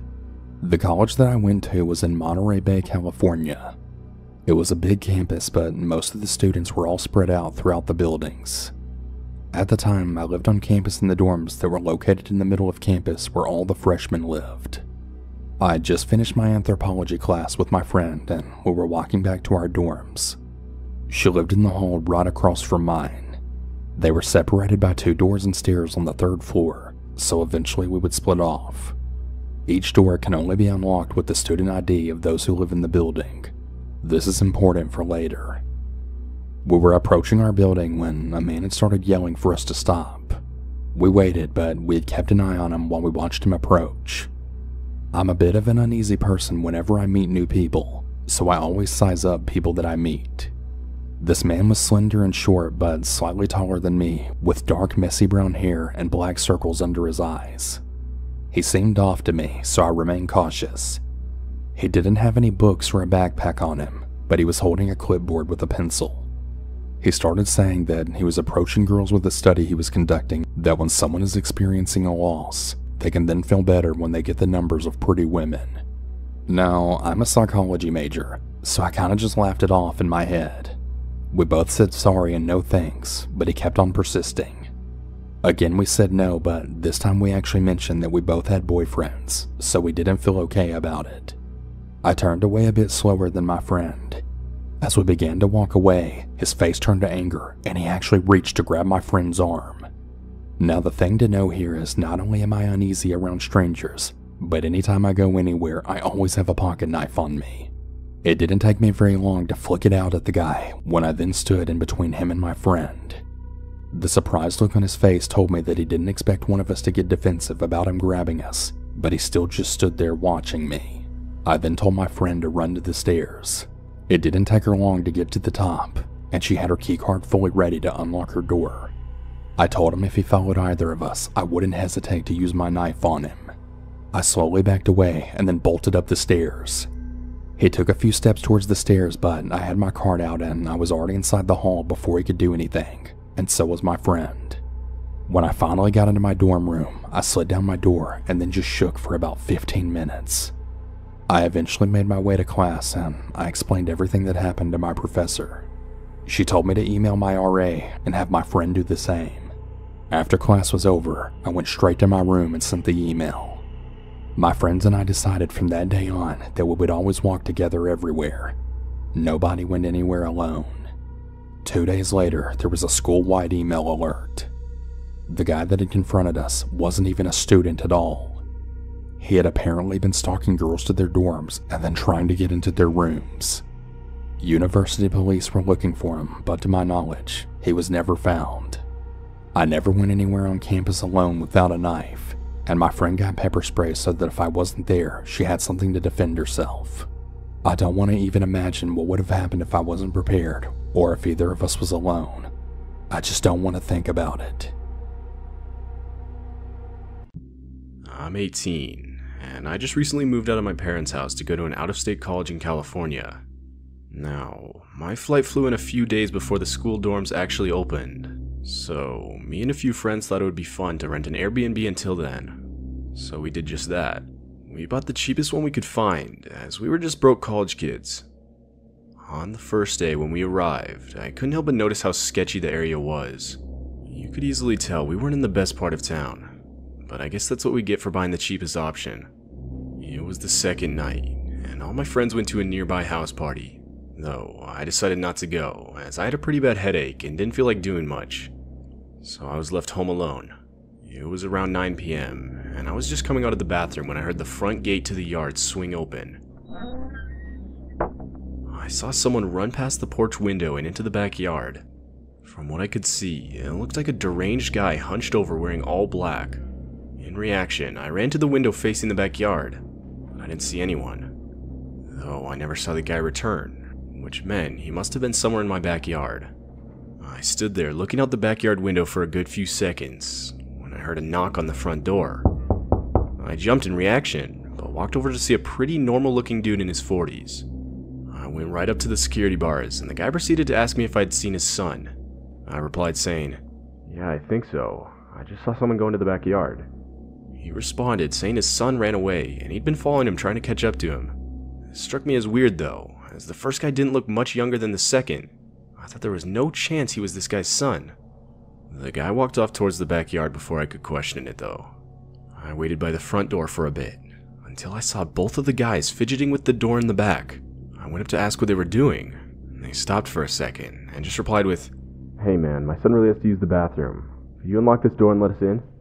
The guy stood there staring at me, dead in the eyes, waiting for my response. I told them no, as these guys really gave me an off vibe. And that's when the second guy threw his whole body at the front door in an attempt to break it down. I jumped back in response, and ran upstairs to grab my phone to call the police. I stayed up there till they arrived, though the two men were gone when the police arrived. The two officers proceeded to tell me that 2 other break-ins were reported in that area not even an hour ago. I never knew if they ended up catching the 2 guys. It's likely that the first guy ran into the backyard to try to find a way in the house, and the second guy went to help him. What disturbs me most is the fact that they didn't want to break in just to rob the place. They weren't even scared off by the fact that someone was home. They clearly wanted me to open the door so that they could get inside and do who knows what.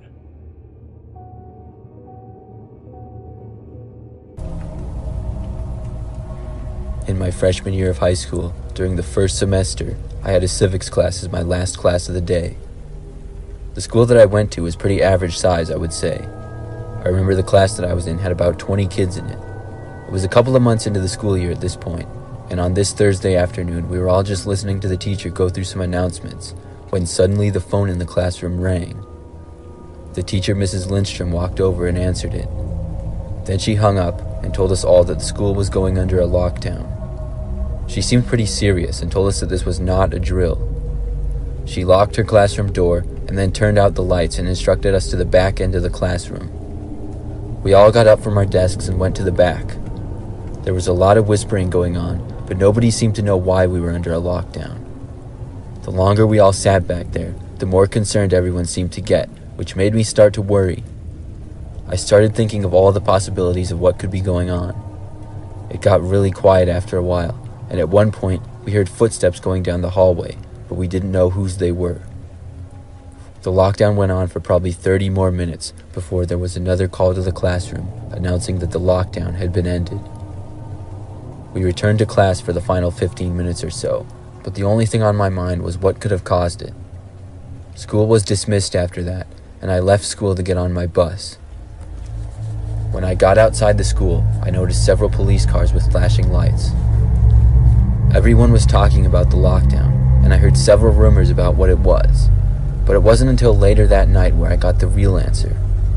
My friend Robbie, whose mother worked at the school, told me that the lockdown had been caused by a student who claimed to see a strange man wandering the halls. However, after an extensive search of the school, one of the back doors was seen to be open, and it was determined that the man had left. The area was briefly searched, but the man was never found. The next day, when I went back to school, everything seemed to be pretty normal, and by the time I got to third hour, I had forgotten all about what had happened the day before. It was a Friday, so I was pretty much just excited to go to the football game that night. In the middle of my third hour class, which was history, I had to go to the bathroom. I knew the teacher was one of the nicer ones who didn't require a pass or anything, so I just asked and she allowed me to go. I walked down the halls of the bathrooms, which are towards the end. As soon as I opened the door and got inside, I came face to face with a man who I had never seen before. He was wearing a winter hat and had long black hair and a small beard. He looked really surprised to see me. We both stood there staring at each other for a second or two. Then the man came towards me and I turned and ran. I ran back to class. When I got back, I told my teacher what I had seen, and the school once again went on another lockdown. This time we stayed locked down for over an hour. I was terrified, but finally it ended, and afterwards everyone was allowed to go home early. They told us the man had finally been caught. What I don't understand is how they didn't find him the first time the school was locked down, and what he was doing inside there in the first place.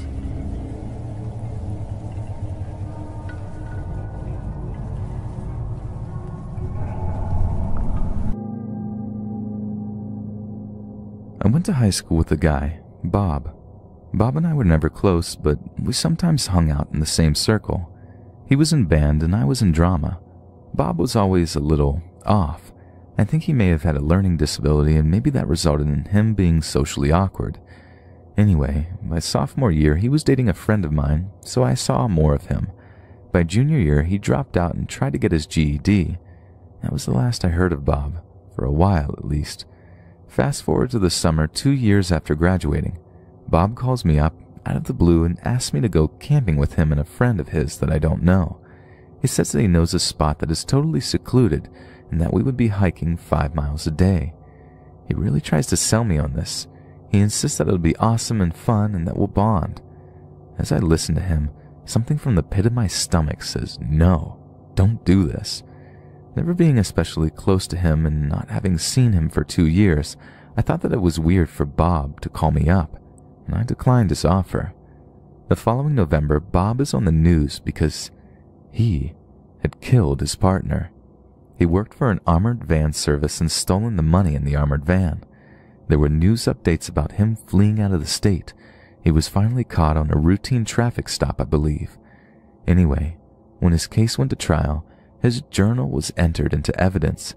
The prosecutor said that Bob wrote that he and his friend, the same one that was going to go camping, hatched a plan to become professional assassins.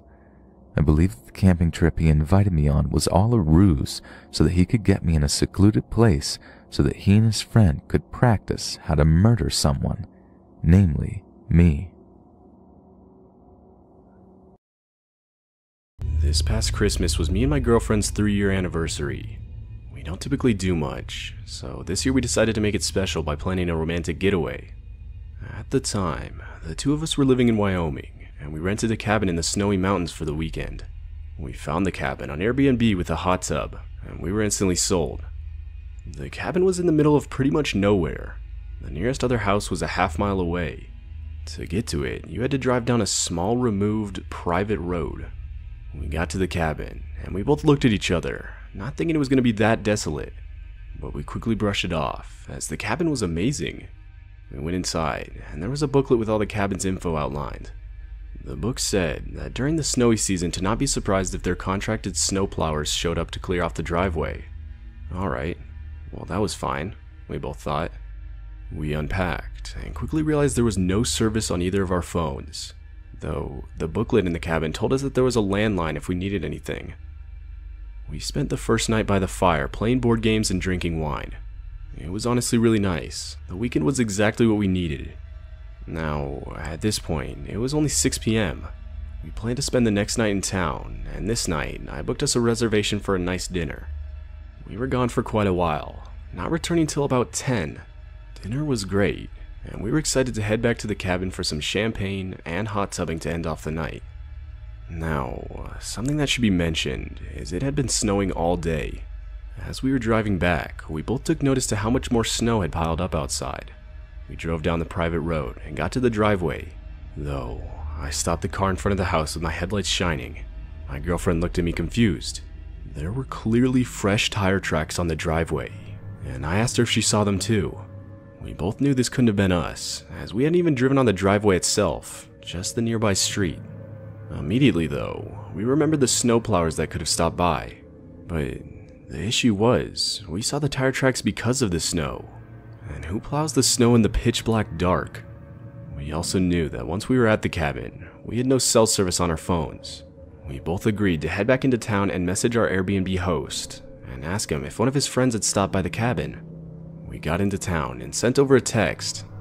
We proceeded to wait for a reply, but unfortunately, we didn't hear back. We could have called, but at that point it was past 10, and we didn't want to be disrespectful guests. We figured we blew the whole thing out of proportion, and might as well head back to the cabin. We just figured we must have been psyching ourselves out over nothing. We drove back, and this time we actually drove up on the driveway. As we got out of the car, my stomach dropped as I noticed fresh footprints on the property. From what it looked like, someone had drove up on the driveway, parked, and then got out of the car and walked onto the property. Since we had also now driven on the tracks, we couldn't find where the footprints ended. The property was quite large, with tons of trees and bushes. We knew that the footprints could have gone anywhere. We decided to call the police, as the whole situation was too weird. We figured it was better safe than sorry. We would just have the officer go up to the property with us and check everything out. We drove down the road till we got service, called the police, and waited for their arrival. When the policeman showed up, we led him to the footprints. He scanned the property, and even partly in the surrounding woods, but determined there was no one out there, or anywhere near. Obviously, we were a little shaken up, but thanked the officer as he left. Needless to say, neither of us were in the mood to sit in the hot tub in the dark woods after the whole situation. Instead, we locked the doors and watched a movie I had downloaded on my laptop in one of the bedrooms. Though, we were both tired from the whole day and had passed out not too far into the movie. Fast forward to 3 a.m., and I woke up. I remember seeing my laptop had finished the movie with my girlfriend fast asleep right next to me. I shut off the laptop and set it on the nightstand, though I was pretty confused as to what woke me up, as I'm a pretty deep sleeper and won't wake up to almost anything. That's when I heard a slight bump on the bedroom window. The curtains were closed, so I couldn't see what produced the sound. I figured it must have been a small clump of snow falling on the window, and proceeded to lay back down to fall back asleep. But not even 10 seconds later, the sound came again. This time a little louder. At that point, I thought it best to get out of bed, pull back the curtains, and see what was making the noise. And so I did. I got up and opened the curtains, but there was nothing. I turned on my flashlight on my phone to get a better look, as honestly all I could see was darkness. I had to open the window so the light wouldn't glare, and right as I did, my light revealed fresh footprints in the snow right under the window. I was instantly put on edge. I proceeded to point my flashlight into the darkness, and I swear I could see a figure just standing there in the snow maybe 10 yards out. The footprints under the window led exactly to where the figure was standing. My heart dropped, but I stayed calm. I closed the window and woke up my girlfriend, telling her we had to go. She asked me why, but I didn't tell her, knowing she would freak out. I just said we needed to pack our stuff and leave immediately. Confused, she complied. About 10 minutes after I'd seen the man out the window, we both had all of our stuff at the front door and were ready to make a dash for it to the car. And so we did. I opened the door and we dashed outside to the driveway with all of our stuff and got inside. I started the car and was starting to reverse out of the driveway when my girlfriend screamed. I looked to where she was looking in reaction, and there the figure was, right beside the house, now just watching us leave. I booked it out of there, not looking back. Once we got far enough to have cell service, we sent over a text to the Airbnb's host explaining the whole situation. And later that morning, we would get a text back from the guy. He said that he went to the cabin, and there were indeed footprints all around the building. He said the footprints stopped at every window. This freaked us both out, but realistically it was out of our hands now. We never heard back from the guy, so we never ended up knowing if anything ever came of the whole situation. But that figure, and just the whole experience in general, still terrifies me and my girlfriend to this day.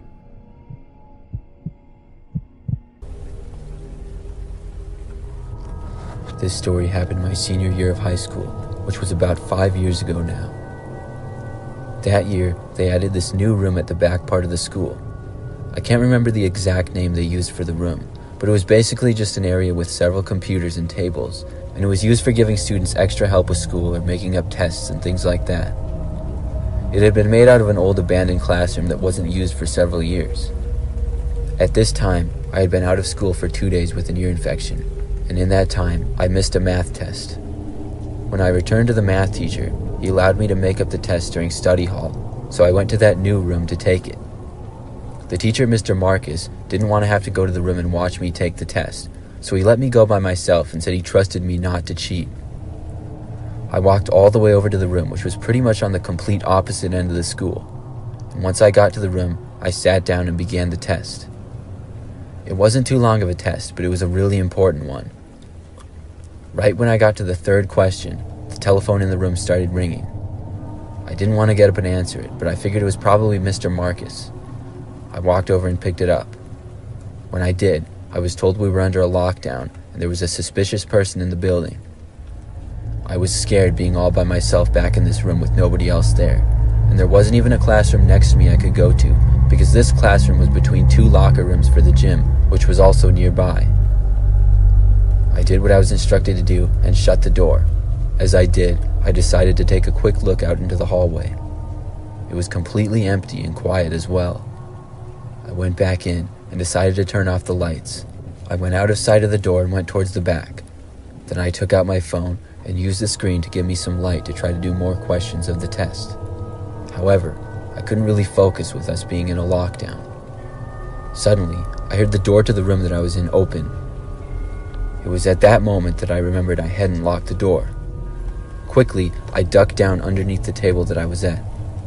I could see just barely from under the table a small amount of light coming in from the doorway and saw boots on the ground. At least they appeared to be boots, as I couldn't really see much. I was terrified, and I held my breath so that I wouldn't make a sound. Whoever was in there stood in the doorway for a while, and then the door shut. I barely heard footsteps walking into the room. I was literally shaking, trying not to make a sound. The room then went completely silent and remained that way. I slowly breathed in and out as quietly as I could. I was expecting at any moment to feel someone grab me from behind or something like that. But then, out of nowhere, I heard the sound of a computer falling off a desk to the ground. Then I heard the noise of a man yelling and screaming. It seemed as though whoever was in this room had gone into a rage and was screaming and smashing things. I opened my eyes and looked over. I still couldn't really see anything, but I could hear where all the noise was coming from, and it was at the opposite end of the classroom to my left. I was terrified and knew I needed to get out of there. The exit was directly in front of me and to the right, and the noises were directly in front of me to the left, so I figured I had to make a run for it. I took a deep breath, and then got out from under the desk and ran as fast as I could, as whoever was in there continued to seemingly destroy things in the room. I ran forward to the door and was just barely able to see where I was going. I stumbled into a chair just before the door, but I was still able to make it out. I heard the man yelling as I left the room and sprinted down the hallway. I ran all the way to the front end of the school, where I saw a police officer. I yelled where the guy was and that he was destroying things. Another officer led me out of the school. After some time, I was able to calm down and they ended up catching the man. I got to go home right after that. I feel so lucky that I made it out of that room, because obviously whoever was in there was very dangerous.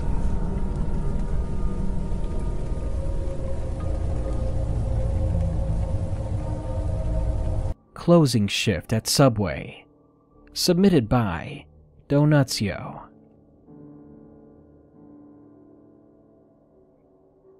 I'm 20 years old and I live in Canada.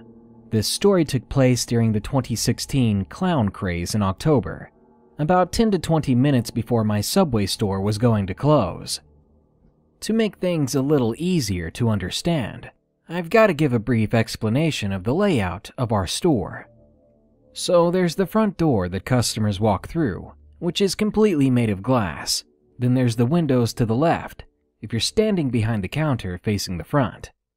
The bathroom is beside the swinging door that employees use to get to the sandwich unit. This all began while I was finishing doing dishes in the back room. I was the only person there because they rarely had more than one employee for the closing shift, unless of course it was for training purposes. Really, only one employee is needed, even though it might not be a smart decision. There hadn't been any customers for a while, and I really had to go to the bathroom, so I started making my way to the swinging door by the sandwich unit, when all of a sudden I heard the bell ding at the front door, indicating that a customer had entered. I was honestly a bit annoyed because I'd been putting off going to the bathroom for a long time, and obviously I can't leave someone unattended in the front store. Before I even turned around to take the person's order, and I know it's going to sound odd, but I heard the generic sound of a clown's nose honking. It sent shivers and goosebumps through my entire body. As I hesitantly turned around to confirm what I had just heard, there was someone standing at the door with a bright orange afro and white face paint. Beyond that, they were dressed extremely casually, though in a plain green zip-up hoodie and black jeans, which almost made it creepier.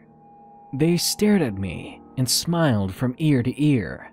Before I could even think of doing anything, they gave me a sinister little wave before quickly running out of the store and around the left side window. I was frozen in place. I was wondering, was this really happening? Or better yet, why was this happening? I didn't know the clown craze reached my small town. I just stared at the window for what felt like 10 minutes. Once I came to, I ran to the front door and just locked it. There was no way I was letting anyone in, even if we weren't closed yet. But before I did, I poked my head around the corner to make sure that lunatic was gone for sure. Well, I didn't see anything. He was gone, I thought. I couldn't see him anywhere. The parking lot was empty save for my car. So I went back in the store and locked the doors, counting the seconds until the actual closing time was here. But not 10 minutes until closing, a couple of cops were knocking at the door. I was nervous, yet relieved to see them. I immediately unlocked the doors and let them inside. Apparently, they were there to just ask me a few questions. They wanted to know if I had seen someone dressed with an orange afro and white makeup. Yeah, I was excited to tell them that some creep was out there so that they could catch this guy. Well, they explained that someone called not too long ago, saying that they drove by and saw someone matching that description in the subway parking lot, kneeling behind a green sedan. They were holding a carving knife. My heart seemed to stop. That was my car. This psycho was waiting for me behind my car. If the cops hadn't scared him away by showing up at closing time. I was scared clothing. Better yet, what would have happened if I was already in the bathroom, defenseless and unaware? I'm so thankful I held it for as long as I did, and that some stranger drove by and saw this weirdo. I'm happy that I didn't find out what this lunatic was capable of. Not too long ago did I work at Subway, my first paying job that I would grow to hate. I needed the money though, a vicious stroke, and it was up to me to take care of her. I ended up having to drop out of school, and it made me very homebound, as she could not be by herself too long. At first, I loved it. Everyone was very nice and kind, from customers to the employees. The minimum wage thing didn't bother me too much, as I was happy to be making money for myself for once. All was happy and good, until November that year. Around then, I knew what I was doing. The sandwiches, the prepping. I didn't have a problem with that anymore. Personally, I didn't mind him at first. One of my coworkers pointed out that the guy had been trying to hit on me. I laughed it off, but it kinda dwelled on me, to be honest. Mentors was obvious with it. He was a man I looked up to, and we shared the same humor. No, this guy, he was weird. As time would go on, I'd realize he was just hitting on me. And eventually, he would start calling the store and would usually request to talk to me. He would start asking me personal questions, like how my day was, if I'd eaten yet. Then he would start asking about my dog. At that point, I was angry.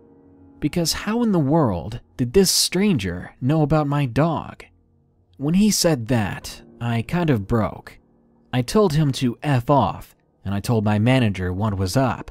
Luckily, she took my side. She eventually blacklisted his number and had a no-serve order on him. Only a few of the employees even knew about the guy, and they were college kids my age. Usually getting drunk or high and are pretty reclusive, these college kids had no clue, and to this whole situation, they were equally as freaked out as I was. Luckily, we didn't see or hear from this guy again. That is, until he really crossed the line. One night, I was on the closing shift. It had been about 3 months in the freezing season of February. This dude had stopped coming here since around January, and my grandma had passed away recently, so my mind was focused on other stresses. It was really late, and I had skipped my break during a rush and was told to enjoy a 30-minute one before we closed. Not one to argue about a break, I stepped out back for a cigarette with my phone in hand. I'd been reading something my friend wrote for a minute when someone suddenly taps on my shoulder. I hadn't seen anyone out there. I thought I was alone, so when I felt that tapping, I jumped back and nearly crapped myself in the process. And when I saw who it was, I was far from relieved. It's the same guy, standing there in some tracksuit. I called him out, telling him he's not supposed to be here.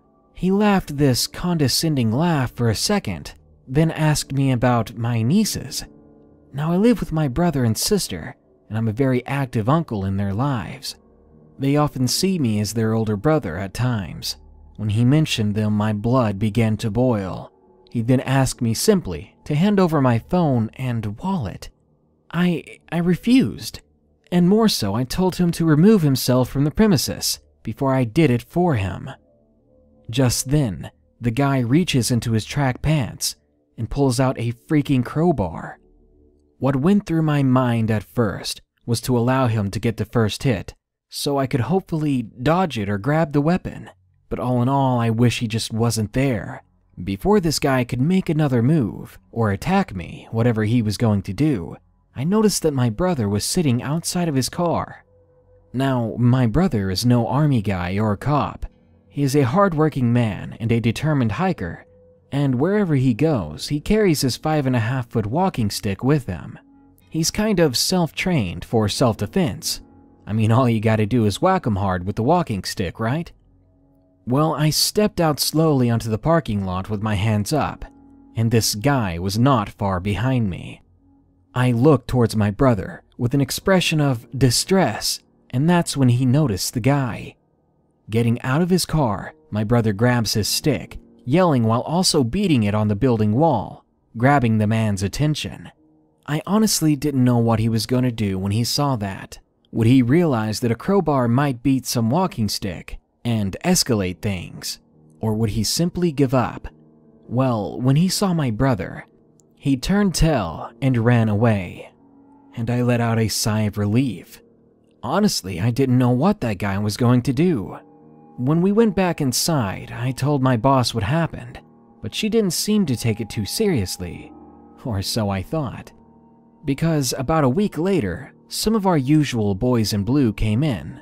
We put on our gloves to make them a sandwich, but they told us that they weren't there for the sandwiches. Just to pass on the info to our boss that they caught the trespasser with 20 pills of stolen Xanax. I caught on quickly and agreed to pass it on, knowing the guy they meant was the one that attempted to attack me. It's been 3 months, and I've quit for reasons that were unrelated. But after contemplating the situation, I realized that I usually stand at the edge of the outside wall behind the store. making it pretty easy for anyone to just stand behind the corner unseen and watch me as I'm oblivious taking my break.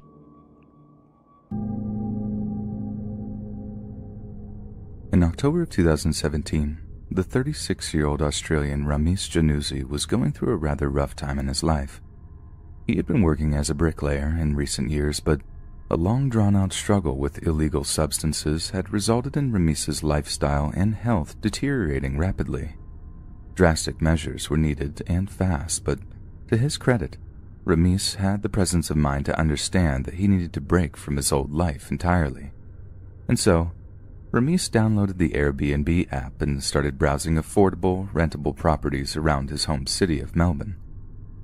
Ramesh didn't have a particularly large budget, so when he found a room for rent at a very reasonable price, he leapt at the chance to rent it. To Ramesh, it didn't matter that the place had a couple of less than glowing reviews. He didn't care if the atmosphere wasn't friendly. He didn't care if the plumbing looked dodgy. He just needed somewhere that was away from his old haunts so he wouldn't be tempted to feed his addictions. What exactly happened during Ramesh's first 2 weeks in the property isn't exactly clear, but it seemed that Ramesh's roommates and he didn't exactly see eye to eye. There was no kind of confrontation or animosity between them, but we know for certain that at some point, Ramesh complained to a friend that he didn't like the vibes between himself and his housemates. Yet despite their apparent bad vibes, Ramesh chose to extend his stay in the property, which added an extra 210 Australian dollars to his bill. Yet on his final day at the property, Ramesh was horrified to find that he had no money in his bank account.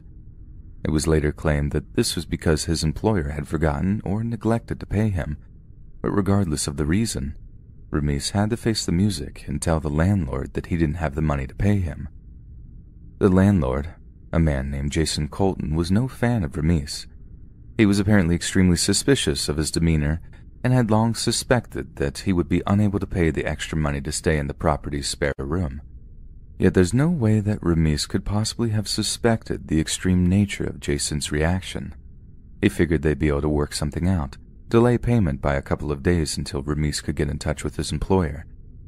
But it seems that Jason was not in the mood to discuss the matter like a gentleman, and what should have been a simple discussion turned into a living nightmare for Ramesh Januzzi.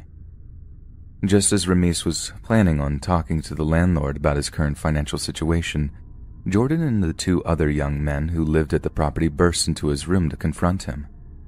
They had heard Ramesh packing his belongings in the bedroom and assumed he was about to do a runner, as one of them later phrased it, which is why they seemed to be heading him off before he could do so. Ramesh apologized profusely before showing Jason a banking app on his phone, illustrating that he didn't have the money he owed. He offered to get in touch with his employer, and that he could probably get the money over to Jason over the days that followed. As he spoke, Jason's features turned from pale pink to deep red, and as he finished talking, his rage erupted in a fiery display of pure wrath. Jason grabbed hold of Ramesh by the throat and pushed him up against a wall, choking the young man violently as he tried in vain to free himself. Jason wasn't exactly a giant, but he still towered over the small stature of Ramesh, on top of being considerably stronger than him. It was with Ramesh being in this completely helpless position that Jason began to pummel him mercilessly, throwing his fists into his face over and over again until his nose and cheekbones were broken. What became clear much later is that Jason simply did not believe that Ramesh didn't have his money.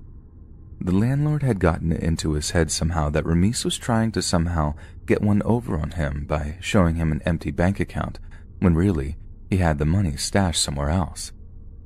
Jason continued to brutally assault Ramesh with the help of the two other men that resided at the property, and at some point, the confrontation spilled out into the front yard. The neighbor that had called the police later said that they saw a man limping from the front door of the property, one who was trying to scream but was unable to do so thanks to being choked by the enraged Jason Colton. Ramesh tried all he could to escape, but Jason continually dragged him back onto the lawn, demanding that he check his bank account again to prove he wasn't lying. But when Ramesh once again showed him an account with less than 10 Australian dollars in it, Instead of calming down and figuring something out, Jason's rage was renewed. Only this time, he wanted not just to physically hurt Ramis, but to humiliate him too. The landlord then took a plastic pencil case from Ramis's belongings, stripped him half naked, then proceeded to shove the pencil case somewhere it really didn't belong. But Jason wasn't done yet. He began choking Ramis, demanding he pay the rent money that was owed, but Ramis was in no state to form a cohesive sentence. Instead of letting go to give him a chance to speak, Jason continued to keep Ramis in a chokehold. Ramis passed out, never to awaken again. With Ramis in the mortuary, Jason was charged with first-degree murder. A neighbor of his later testified that the disturbance was so loud that she could hear it from a few houses away, the distinct sound of a man screaming at the top of his lungs. It sounded like aggressive male behavior, she told the prosecutor, and I wasn't going anywhere near that. The prosecution had ample evidence of Jason's guilt, as his police interviews are a disturbing mess of lies and counterclaims until he is confronted with the fact that his victim had actually passed away. At that, Jason stated that Ramis deserved everything he got. But Ramis didn't fight back. He didn't pose a threat to the landlord at any stage. He was mercilessly beaten and choked to death on the front lawn of a small suburban home, all for just a few $100s. The jury saw Jason for what he was, the lowest kind of scum, and convicted him of murder before a judge handed him an 11-year prison sentence. When we use services like Airbnb, we take a great deal of comfort in the flashy website and lose ourselves in the glossy photographs of our potential rentals. We're quick to forget all the company is doing is hooking us up with other regular people, and that pretty much anyone can post an advertisement. How many other people like Jason are out there? How many other violent psychopaths are renting rooms to unwary strangers who would turn from tenants to victims at the first provocation? We should definitely all be careful who we interact with on websites like Airbnb, because we might be renting rooms we'll never leave.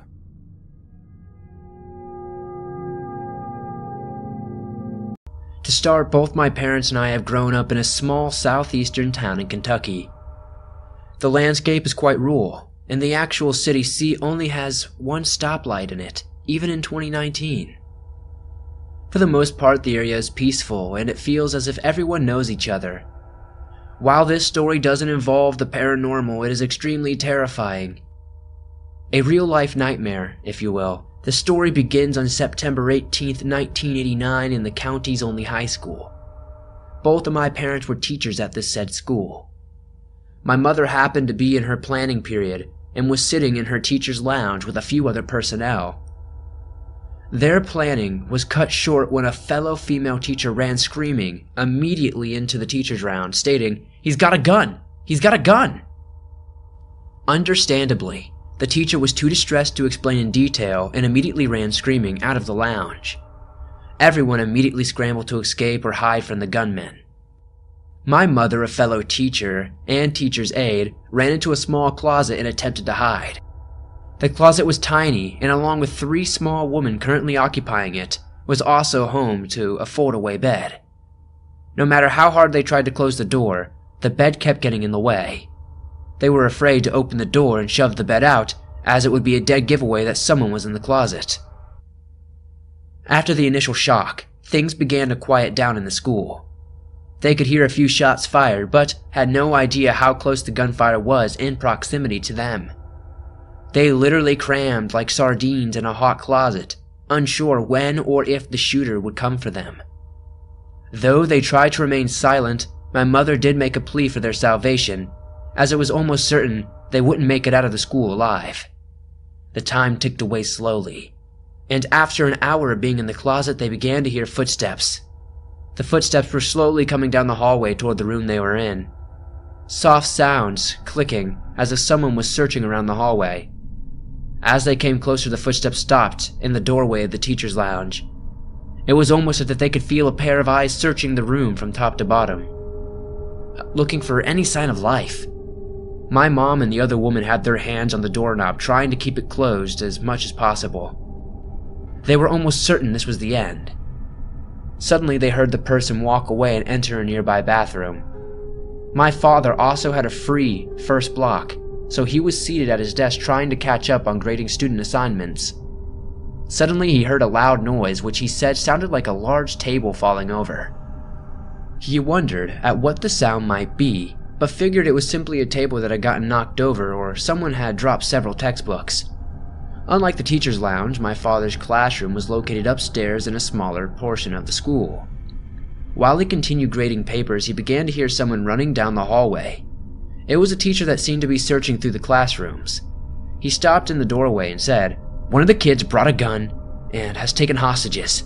We need to evacuate the other classmates immediately." My dad quickly said, "I'll take the right side of the hall and you take the left." They then set off running down the halls to notify teachers and students. However, most of the classrooms had already been emptied. They would find out later that many of the classrooms had heard the initial gunshots and realized instantly what the sound was. The first floor classrooms had tried to evacuate by either running to the far stairwell or jumping out the windows into the parking lot. The classroom doors had small windows in which you could see people passing outside. The classroom that was located across the gunfire had been too scared to exit into the hallway, at risk of being shot. The students were all jumping out of the windows in droves. The poor teacher was heavily pregnant, and the windows were quite narrow and only slanted slightly when they opened. It took a great deal of effort, but they got her out of the window. The students and teachers were scared for their life, not knowing if the shooter would suddenly barge into their room and begin shooting as they tried to exit. My dad eventually located a classroom that had not been evacuated. He ran over to the teacher and explained the situation. He then spoke to the students and told them, "You need to exit the school right now. Don't take your belongings. Don't go to the bathroom. Don't talk to anyone. As quietly as you can, take the far stairwell and don't look behind you. Go now." My dad is likely one of the most laid-back individuals you could ever meet. The students knew this and listened closely, knowing the situation was dire. Everyone rushed to the far stairwell, away from the gunmen, and exited to the bus garage. Dad said that the police arrived within minutes of them emptying the building and corralled everyone over to a funeral home that was across the road from the high school. Within 30 minutes, a SWAT team arrived and had set up a perimeter both inside and outside of the school. A family member had found out about the situation and called my grandfather, my mother's father. He had rushed to the school to check on his daughter and son-in-law. As my dad was waiting with the students in the funeral home parking lot, he began to search for my mother. My father asked one of the teachers that had been in the lounge with my mom if he had seen her. He said he thought she was outside. Dad once again searched through the crowd asking if anyone had seen my mother. By this time, my grandfather had arrived and asked my father where my mom was. He said that he couldn't find her. He again asked the teacher who had been in the lounge with her, and he said, "Well, come to think of it, I remember her saying that she might hide in the closet." Everyone was terrified of what might have happened to her, since it had been close to 3 hours since the gunmen had entered the building. My father and grandfather notified some of the Kentucky State Police that were on the scene. Under the watchful eyes of snipers located in the parking lot and on the roof, the KSP officers entered the school and headed for the closet they thought my mother was in. My mother said that she and the other woman could hear someone outside, and they almost died of fright. Without announcement, the doorknob was suddenly ripped from their hands, and light flooded into the closet. Not hearing a cacophony of gunfire, my mom looked up and realized there were 2 armed state troopers standing outside the closet. She said that it was probably the best sight in her entire life. There were no times for tears of joy, though. The officers told my mother and the other 2 women, "You're going to be okay, but we need to get you out of the building ASAP. We need you to rush down the hallway, and when you come into the lobby to exit, you need to run." After a count, my mother was ushered from teacher's lounge toward the high school lobby. She said when she rounded the corner, there were multiple snipers set up in the hall along with a .50 caliber machine gun pointed at the classroom where the shooter was. That day, my mother had worn a dress and heels, and she said she could remember trying to run across the grass in her heels, getting stuck in the soil. She kept running through until she joined the others in the funeral home parking lot. The initial takeover had begun around 9:50 a.m. during the first block of classes. The shooter had entered the school with 3 guns, 1 shotgun, a .357 pistol, and a .44 caliber Magnum, and walked into his first block class. Upon entering the classroom, he shot into the ceiling through the art classroom located above. Luckily, no one was hit by a bullet or debris of the initial shot. He released 2 rows of students and the teacher before settling in for a standoff. The woman that initially told everyone in the teacher's lounge about the shooting had been the teacher released from the classroom. Over the next few hours, students were released for small requests like cigarettes, soft drinks, and pizza. Multiple shots were fired throughout the ordeal, but thankfully no one was injured or killed. The shooter was later identified as a 17-year-old student at the high school, advised police that he would surrender if he could see his father. He told police that he hadn't seen his father since he was 4 years old. Around 5 p.m. that day, the last hostage was released. The Kentucky State Police eventually negotiated his surrender before his father could arrive from Florida. While most people never know the reason behind such an insane act of violence, upon questioning, the shooter referred to the Stephen King book Rage as his inspiration for the shooting. Crazy enough, my dad didn't think the student served any prison time. It was his belief that while the boy was initially taken to jail after surrendering, he was never tried and was instead released out of the county and told to never return. I guess 1989 was a different time. My dad says that word had quickly spread after the takeover, and that many parents had arrived to the scene and were looking for their children. One of them asked my father where his son was, and my dad wasn't for sure, and that's what he told the parent. However, he had been too afraid to tell him that he thought he was currently being held hostage. It turns out he was. Many of the students held hostage suffered from PTSD and had to undergo counseling for many years. Fortunately, no one was physically harmed, though. Once my parents were finally released from the scene, they had driven straight to my babysitters to pick me up. Being less than a year old, I was oblivious to the chaos that my parents had experienced that day. They say when they saw me, they picked me up and prayed that the little girl would never have to experience anything like that. One scary day, my mom and I went to Subway for a quick snack. When we reached our destination, we got out of the car and went inside. Inside, I sat at a table near the only window there. I'd always liked the window seats. My mom was ordering, and I was just watching like the little stalker I was. But as I watched my mother deal with the cashier, the situation seemed to get weird. I could hear them talking from where I was, when I suddenly heard the words sex and children. I was starting to get nervous, so I went up to the counter and rested my arm on my mom's head. I'm a lot taller than my mom. The cashier looks at me with an angered look and says, "Who the F are you?" I hadn't even said or done anything, and he's treating me like that.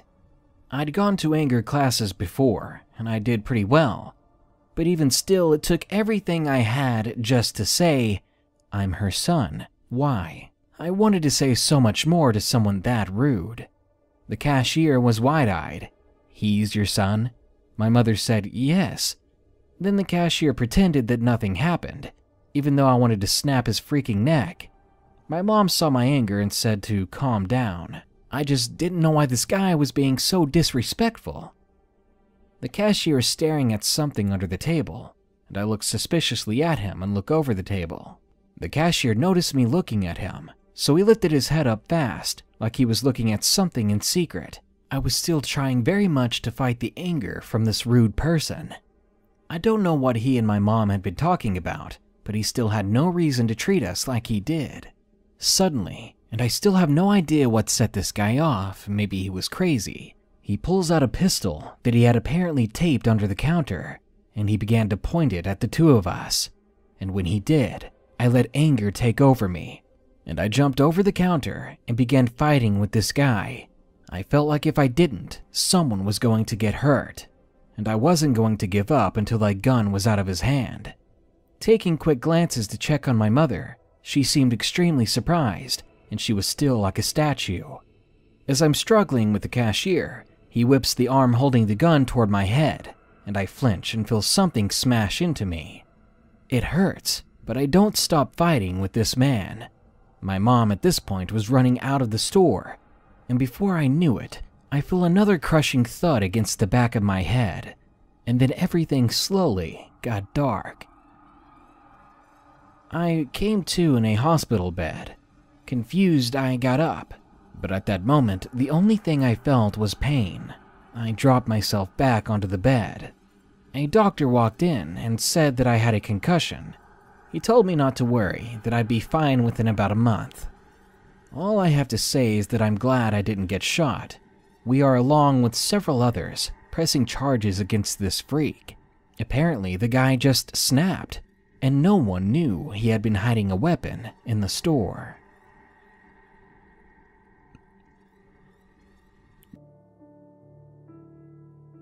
This happened during autumn of 2013.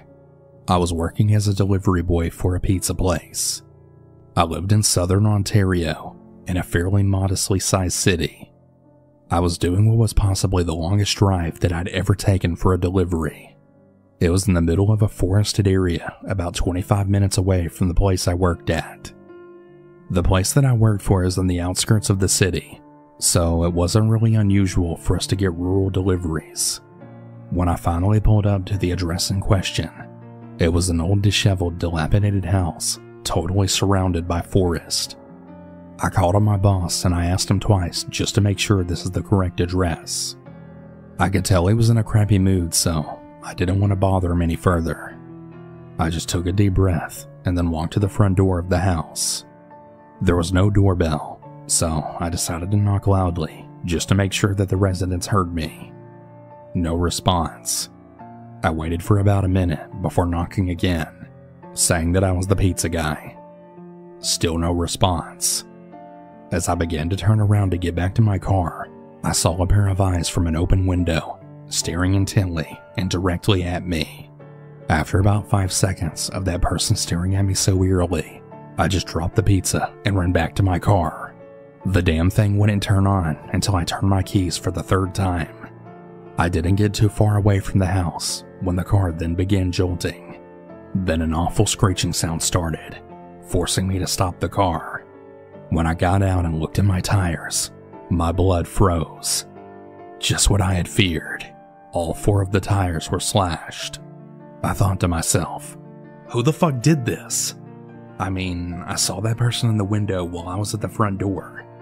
I then went back to my car and called the emergency services. I explained my situation to them to the best of my ability. The operator then told me that the police would be there in about half an hour. I then asked her if it would be best to stay in the car or run away. She said that it would probably be best to stay in my car. I waited anxiously for the police to arrive while I was still on the line with the operator. What happened next utterly broke me, and I truly hope that nobody else ever has to experience this level of fear.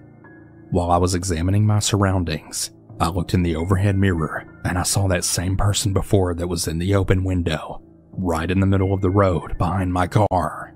I could tell now that it was a man, eyes open even wider than before. Then I could ever so slightly see a demented smile then spread across his face. I just swung open the door and fled into the woods, not giving a second crap about me and my life. I ran until I was nearly out of breath, then hid behind a log and some shrubs. I waited for what felt like an hour until I finally heard a siren wailing in the distance. I gathered all the stamina I had left and ran back to my car. By the time I got back, police were inspecting my car. I ran to them shouting for help like a lunatic. I fell to the ground and then coughed from running so much. 2 officers then picked me up and questioned me. I told them the situation, and they sent most of the officers in the house, but one stayed with me for company. Eventually the officers came out with a knife, obviously the one used to slash my tires. One officer said that it was probably some sick, insane couple who did this, given that I saw the man. Unfortunately, they were never found, and that still really pains me to this day. I obviously quit my job right after that, and I began working in a department store in the city. But I'll never forget the look on that man's face when he stared at my car in the pitch black darkness.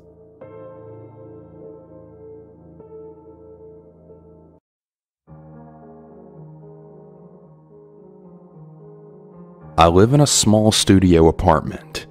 I like my place a lot, even though it has some details that always made me really nervous living here. The wall facing the street is basically just a giant window, and I also live on the second floor, so my window is very close to the streets below. The marquee looks very easily climbable and gives direct access to my window. Even though that makes me a little uncomfortable, nothing really ever happened, and it just stopped bothering me a couple of months after I moved in. That is, until last week. Last Monday, I woke up at around 2 a.m. to go get some water to drink. Since the kitchen is right next to the side of my front door, I could hear something coming from the corridor as I filled up a cup. It wasn't coming from another apartment or from the streets. The noise had that very specific reverberation from an empty corridor. I approached the door and could make out that the sound was actually some kind of trap beat playing on repeat. At first, I thought maybe that was just some drunk guy messing around with his phone before getting to his apartment, but after laying in bed again, I could still faintly hear the same beat coming from the corridor. It kept playing and playing until I fell asleep about an hour later. 7 a.m. rolls around and I'm woken up by someone ringing the doorbell. It was a cop. A bunch of them, actually. The landlord and some of my neighbors were also there.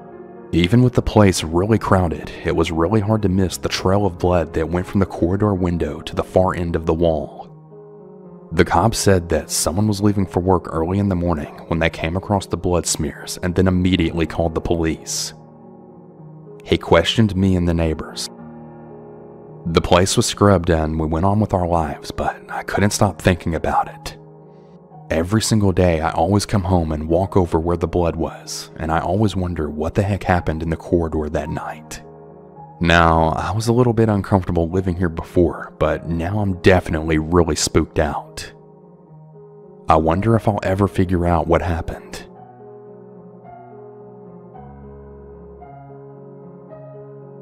When I was in college, I lived in apartments that weren't on campus but still called student housing. I saw this guy around that I thought was pretty cute. His name was Kiefer. He knocked on my door one day and he said he was the maintenance man and that he needed to change our AC filters. I was making dinner for my roommate at the time and for myself, and he commented that it smelled really good, so I invited him in to stay for dinner. All went pretty normal as we watched a movie afterwards. Totally innocent. At about midnight or so, I kept telling him that I was really tired, trying to hint for him to leave. My roommate had already gone to bed, so it was just him and me now. After telling him to leave because I was going to bed, he kept trying to talk me out of it, saying that I should stay up longer. He just kept taking forever, trying to drag it out. When he was putting on his shoes, he then started crying that he had a cramp in both of his calves. He told me that he couldn't walk upstairs and that he didn't know what to do.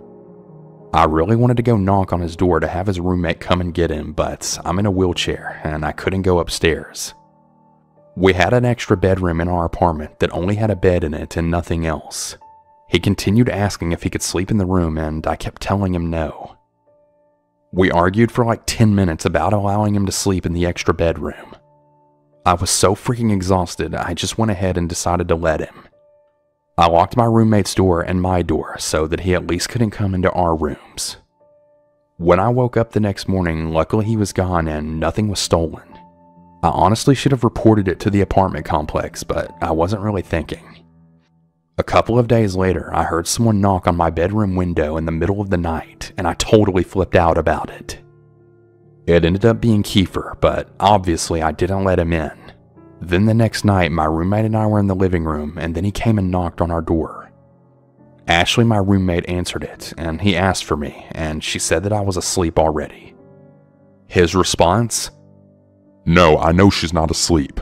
I look inside y'all's window, so I know she's awake." Yeah, Kiefer was definitely a creep.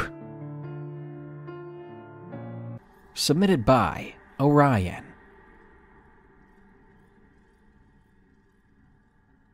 I'm here to share with you a really strange story. This is not my own experience, it's my friend's story. And let's call him James. James has been working at a Subway for a year, and he really hates his job, but it pays pretty good. Well, on February 11th of 2016, he almost quit, because he was just having a regular day until this one customer comes in. It's a big guy, very rough looking. He welcomes the guy, saying that he'd be with him in a moment because he had to finish up another order.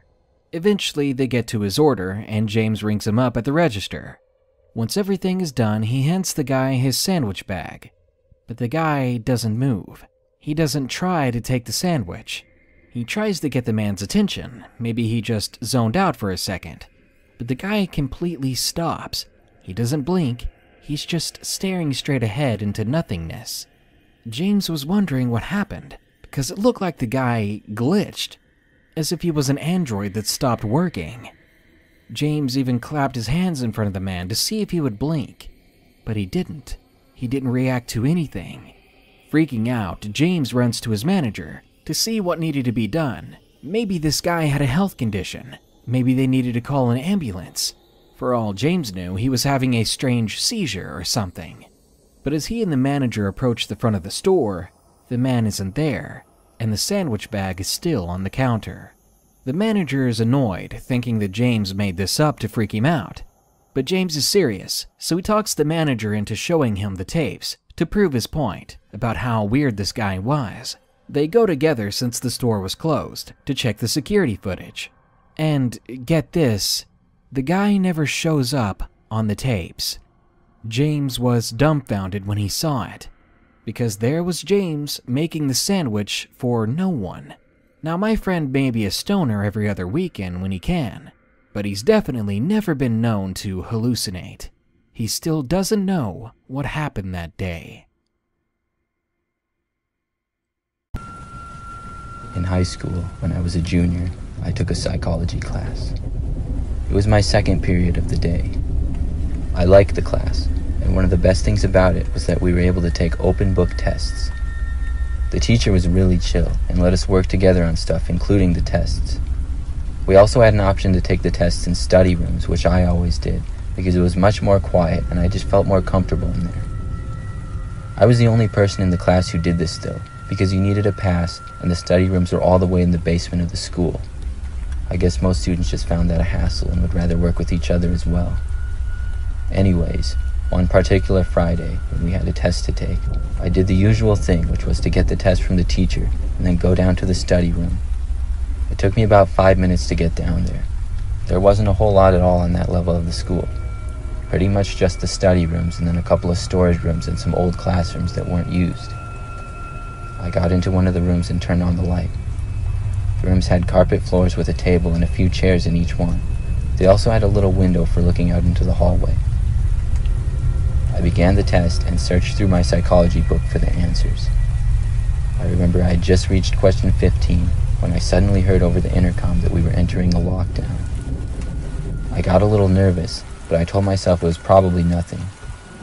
I turned the lights off like we were instructed to, but I didn't see a lock on the door. Our school was kind of old and these study rooms were sort of outdated. I went under the desk and decided to play some games on my phone to pass the time. Several minutes went by without anything happening. Then I heard some footsteps coming down the hallway. I got really nervous knowing the footsteps likely belonged to someone that wasn't supposed to be in the school. I turned my phone off and I got really quiet. The footsteps went down towards the door of my study room. As I hid under the table, I slowly turned my head to look towards the window, and just as I did, I saw a man walk past it. All I could tell is that he was wearing a hooded sweatshirt, really.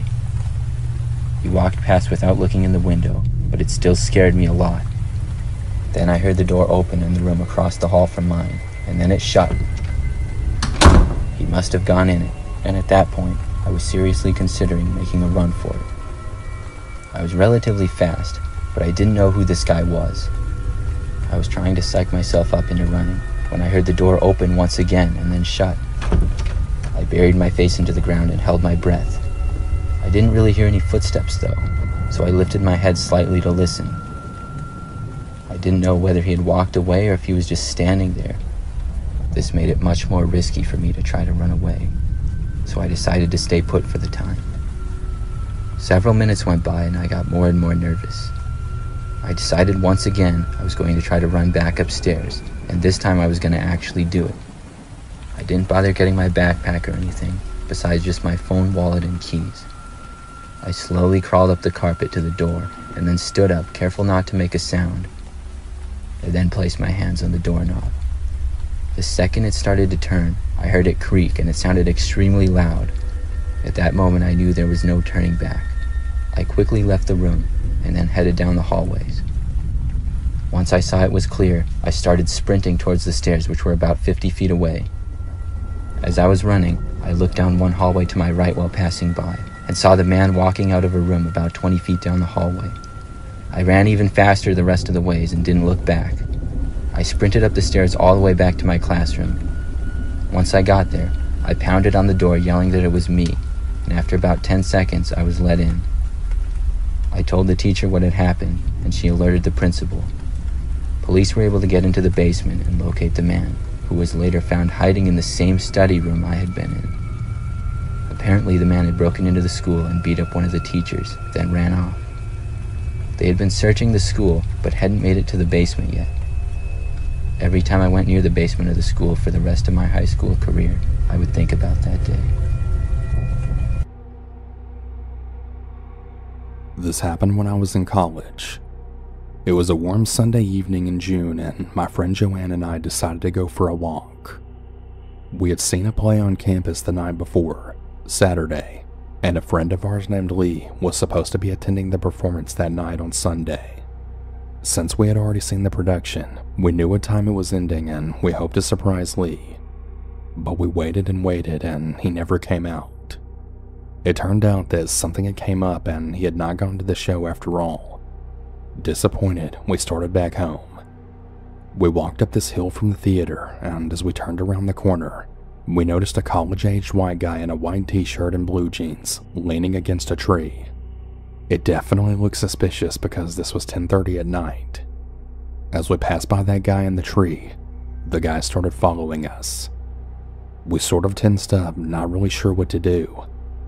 Since it was summer, the college was hosting a cheerleading camp for high school girls. A large group of cheerleaders was coming back from some event, and they were not very far ahead of us. I suggested to Joanne that we follow those girls to the dorm they were staying in, wait there for a few minutes until this guy left, and then we could head on back to our dorm. We stayed at the cheerleaders' dorm until we were sure the guy must be gone. Then we headed out. When we started up the hill going toward our dorm, we looked back and we realized to our horror, the guy had waited for us and he was now following us yet again. We started to panic, not knowing what to do. There was a part of our walk where we had to pass by dorms which were unoccupied since it was summer. If he was still following us at that point, there would be no one who could hear us or see us, and who knows what he would have done to us then. We had no choice though. We had to go by that deserted area in order to get back to our dorm. It was at that point that I remembered a TV show that I'd seen on Friday just 2 days before, where a police officer shared what to do if you're ever being followed. He said that what the perpetrator is counting on is the element of surprise. So if you're being followed, you should then turn around so you're directly facing them, plant your feet firmly, and just stare hard at them. It lets the person know that you're very aware of them and that you're standing your ground. And that's exactly what I did. I spun around, crossed my arms with my feet firmly planted, and stared hard at the guy. Amazingly, it actually worked. The guy stopped, not knowing what to do, then gradually backed off, finally turning around and then leaving. I stayed where I was until he was finally out of sight. Then Joanne and I ran as fast as we could until we were finally safely back in our dorm. We didn't go for any late night walks after that. I thank God that I'd seen that program 2 days before. It really saved us from God knows what.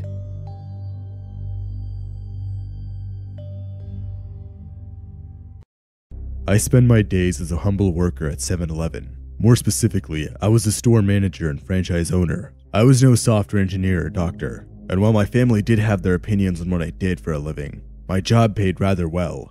I was a very different man in my past, but deciding to go the route of franchising a store was a more hands-on career path that mostly kept me in check.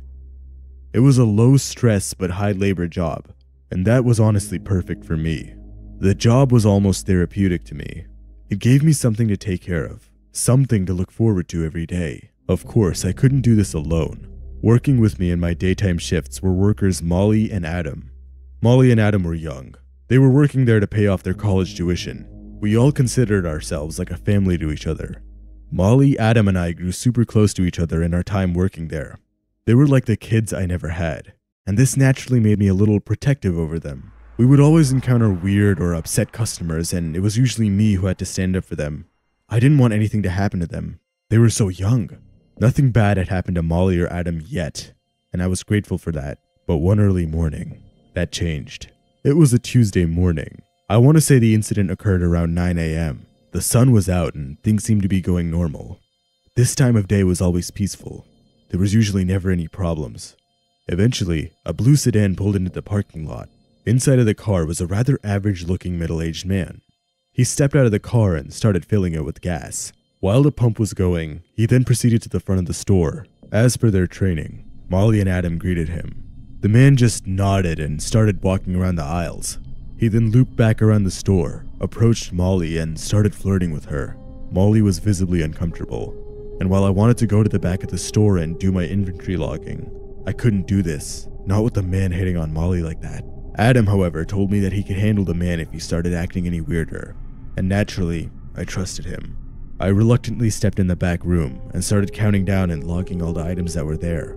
While I was doing this, however, I kept looking back towards the man to see what he was doing. It seemed like the man was looking back at me as well. This was odd for a number of reasons. Customers aren't supposed to be this close to the back of the store, and he kept awkwardly peering in through the utility room. To make things worse, every time I looked back, the man started to try and act busy. It was like he was trying to pass time or look natural for some reason. I stepped out of the room and asked the man if I could help him.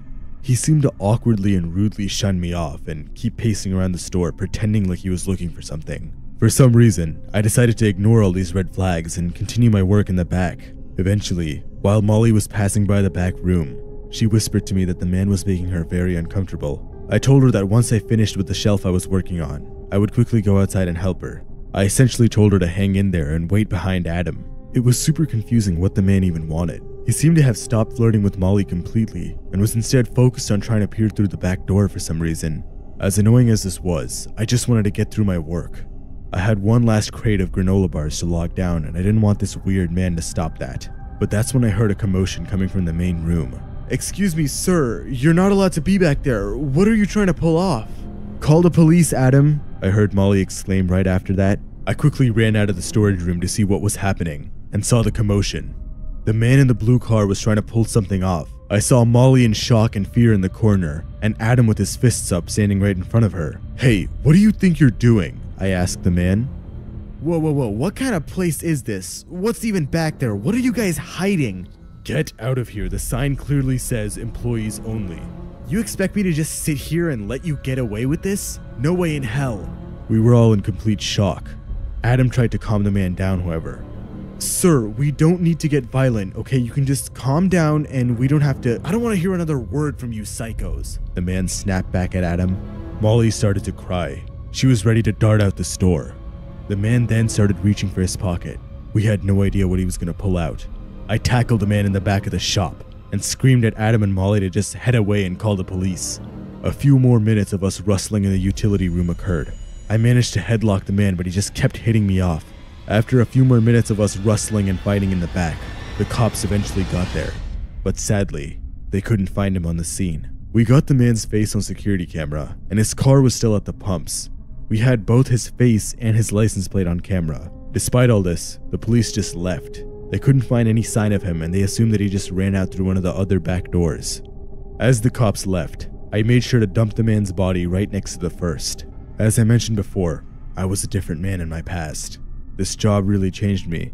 It seemed like the man in the blue car clearly noticed the other body I had. Normally it's pretty well hidden. Not even Molly or Adam could find it. But I guess one of the legs must have been sticking out or something like that while I was moving stuff around. I re-looked at the security footage to make sure there was no evidence left behind. It seemed like the man wasn't reaching for a gun or a knife. He was reaching for his phone to call the police. I really didn't want it to be this way, but he knew my secret. The man was now part of my collection. Molly and Adam still have no idea what happened, and you bet I'm planning to keep it that way. They can't find out anything about my past. If they did, they'd be shattered. For now, my secret remains safe from the public eye, and I will ensure no one remembers that day. Hello. Before I start this story, I want to give you a backstory real quick. I'm an 18-year-old female living in Mesa, Arizona. I had started door dashing to make some extra money, as working a hostess really wasn't paying the bills like it used to. My little sister, who's 16, and my mom and I had just moved down here from Phoenix, so this is somewhat of a different area to door dash in than I'm used to. We started off doing a couple of runs around the area until I got a ping that I have a new order. It was for Little Caesars. I pulled up the map and I headed that way. When we arrived, I had sent in my sister to get the order. While she was in there, I was looking around the parking lot. It was pitch black outside, other than my headlights and the store sign. I noticed a white Jeep and a few teenage guys getting inside of it. I didn't pay much attention afterwards. When my sister got back in the car with the order, I proceeded to the delivery address, with my sister talking to me and music blaring. I pulled into the neighborhood that the map took me to. I then turned on the music to look for the house. We stopped in the middle of the street in front of the house, not realizing that a guy was coming to my door. Now, he didn't say anything at first. I said, "Did you order DoorDash?" And he said, "Yeah," with a little hesitation. I looked behind him, and I saw that there were two other guys heading towards my driver's side door as well. I didn't notice that they had just pulled into the driveway, and they were driving a white Jeep. Before I go any further, my boyfriend has a switchblade knife that he always carries around, so I automatically know the sound of it being opened and closed. After he said yes, I noticed that he got closer to my window, and I was looking at my phone, about to ask him what the name for it was. And when I looked back at him, he was fiddling in his pocket on his right side. He kept looking back and nudging his head forward, kind of in a motion like, "Come here," to the other guys. All of a sudden, when I was about to roll my window down to give him his order, I heard the click, and that's when my brain just pieced it all together. He gave me a weird look, and I said, "You know what, fuck this."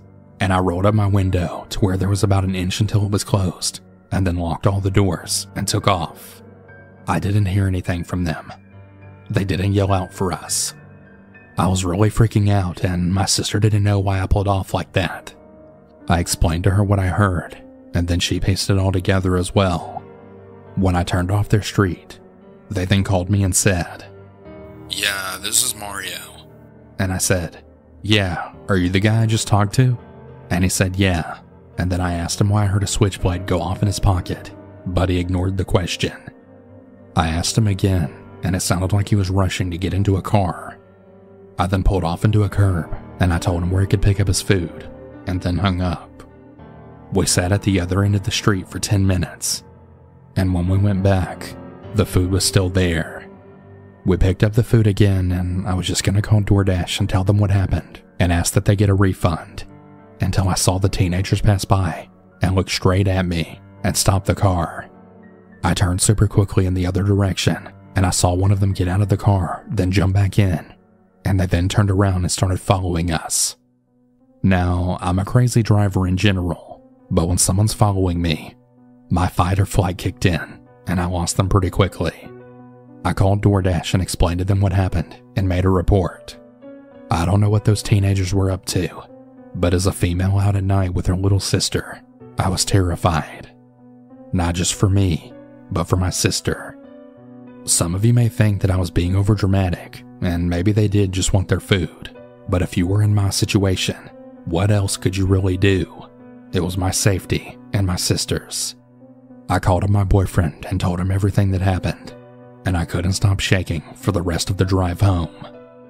I couldn't ever figure out why they were at Little Caesars and got there before us. I know it was them who was there. Maybe they were following me back. Maybe not. I guess I'll never know. On the other hand though, I didn't call the cops. There probably wasn't much they could have done anyways, except for file a report. But let's just say, I'll never DoorDash in that area again.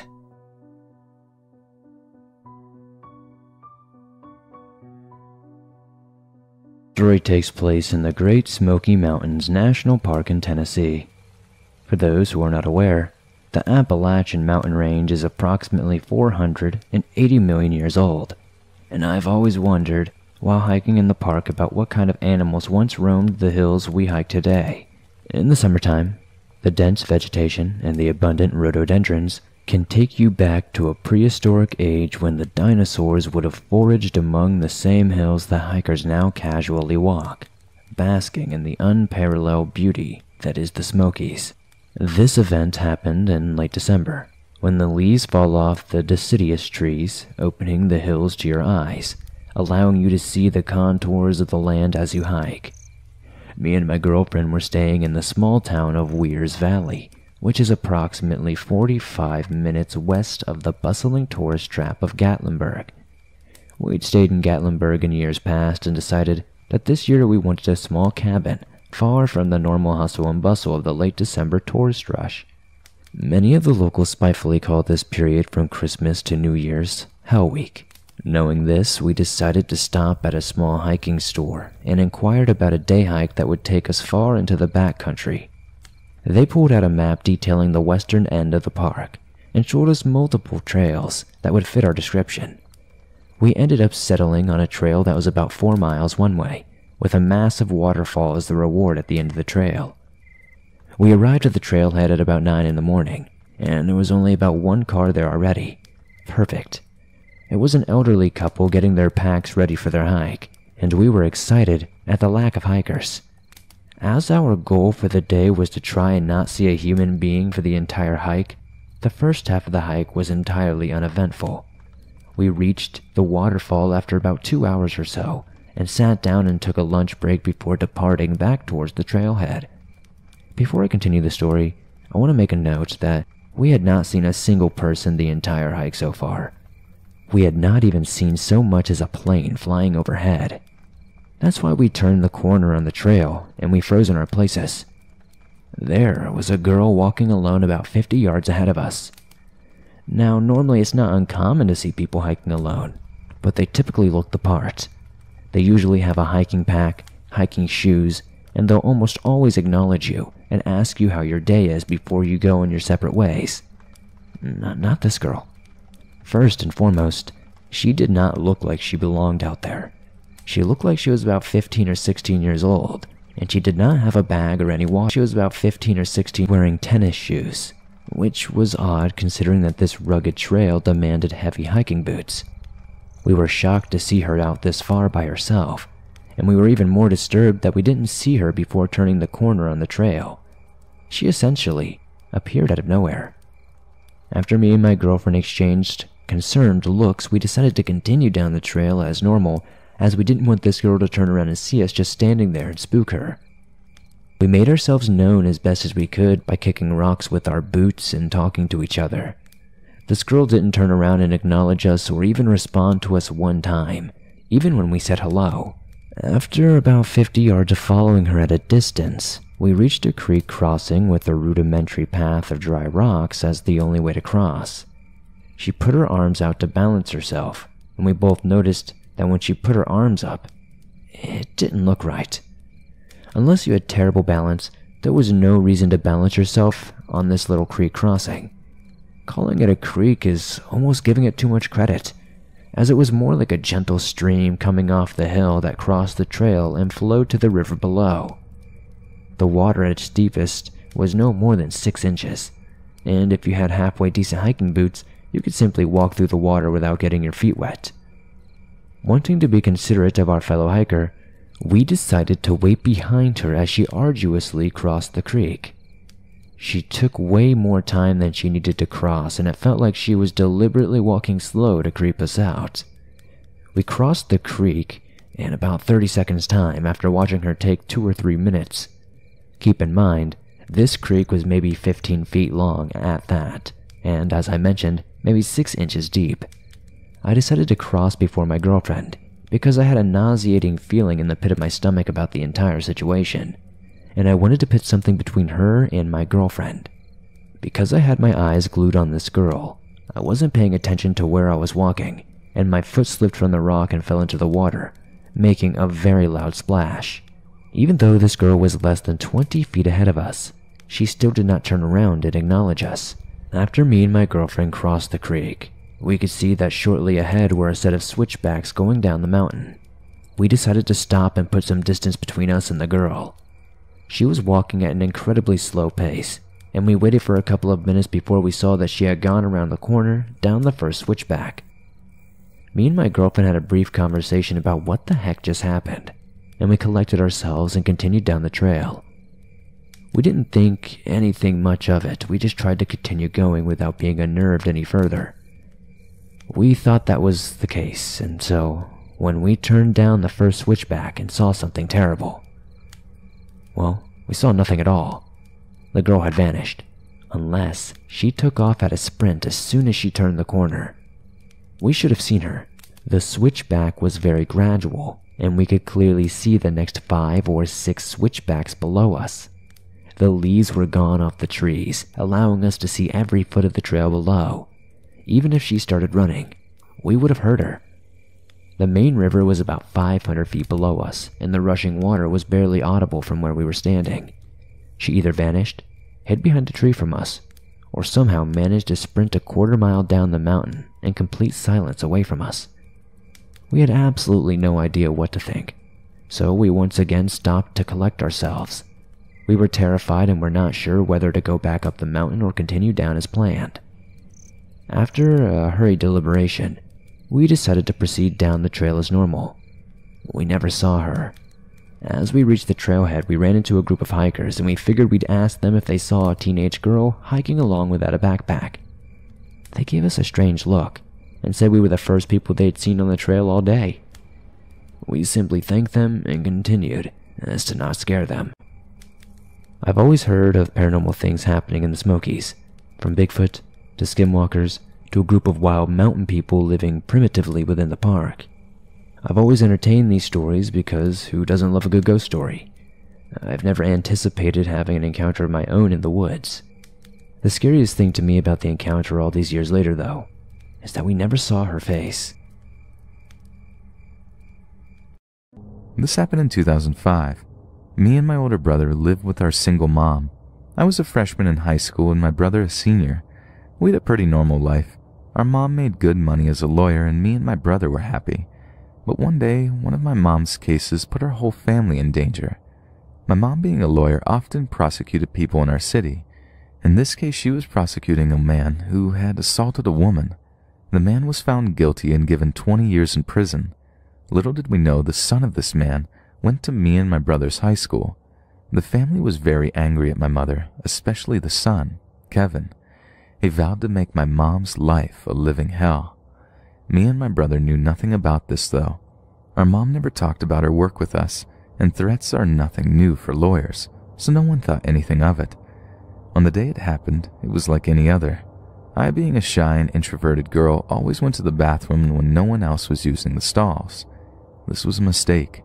Our school walls were actually made out of glass, so anyone in the classroom could see you walking through the hallway. I know I hate the idea as well. Kevin must have seen me that day as I was walking to the bathroom. I was playing on my phone in one of the stalls when I heard the door crack open. Usually I'd brush it off as another girl who needed to fix her hair or use the bathroom. But this time something felt off. A feeling of dread and fear welled up in me, and instinctively I pulled my feet up off the ground. They laughed and whispered my last name maliciously, and almost instantly I knew he was a boy, and almost instantly it got worse. He started banging his hands on the stalls, slowly getting closer towards mine. Now absolutely terrified, my mind raced with horrific thoughts of what he would do to me.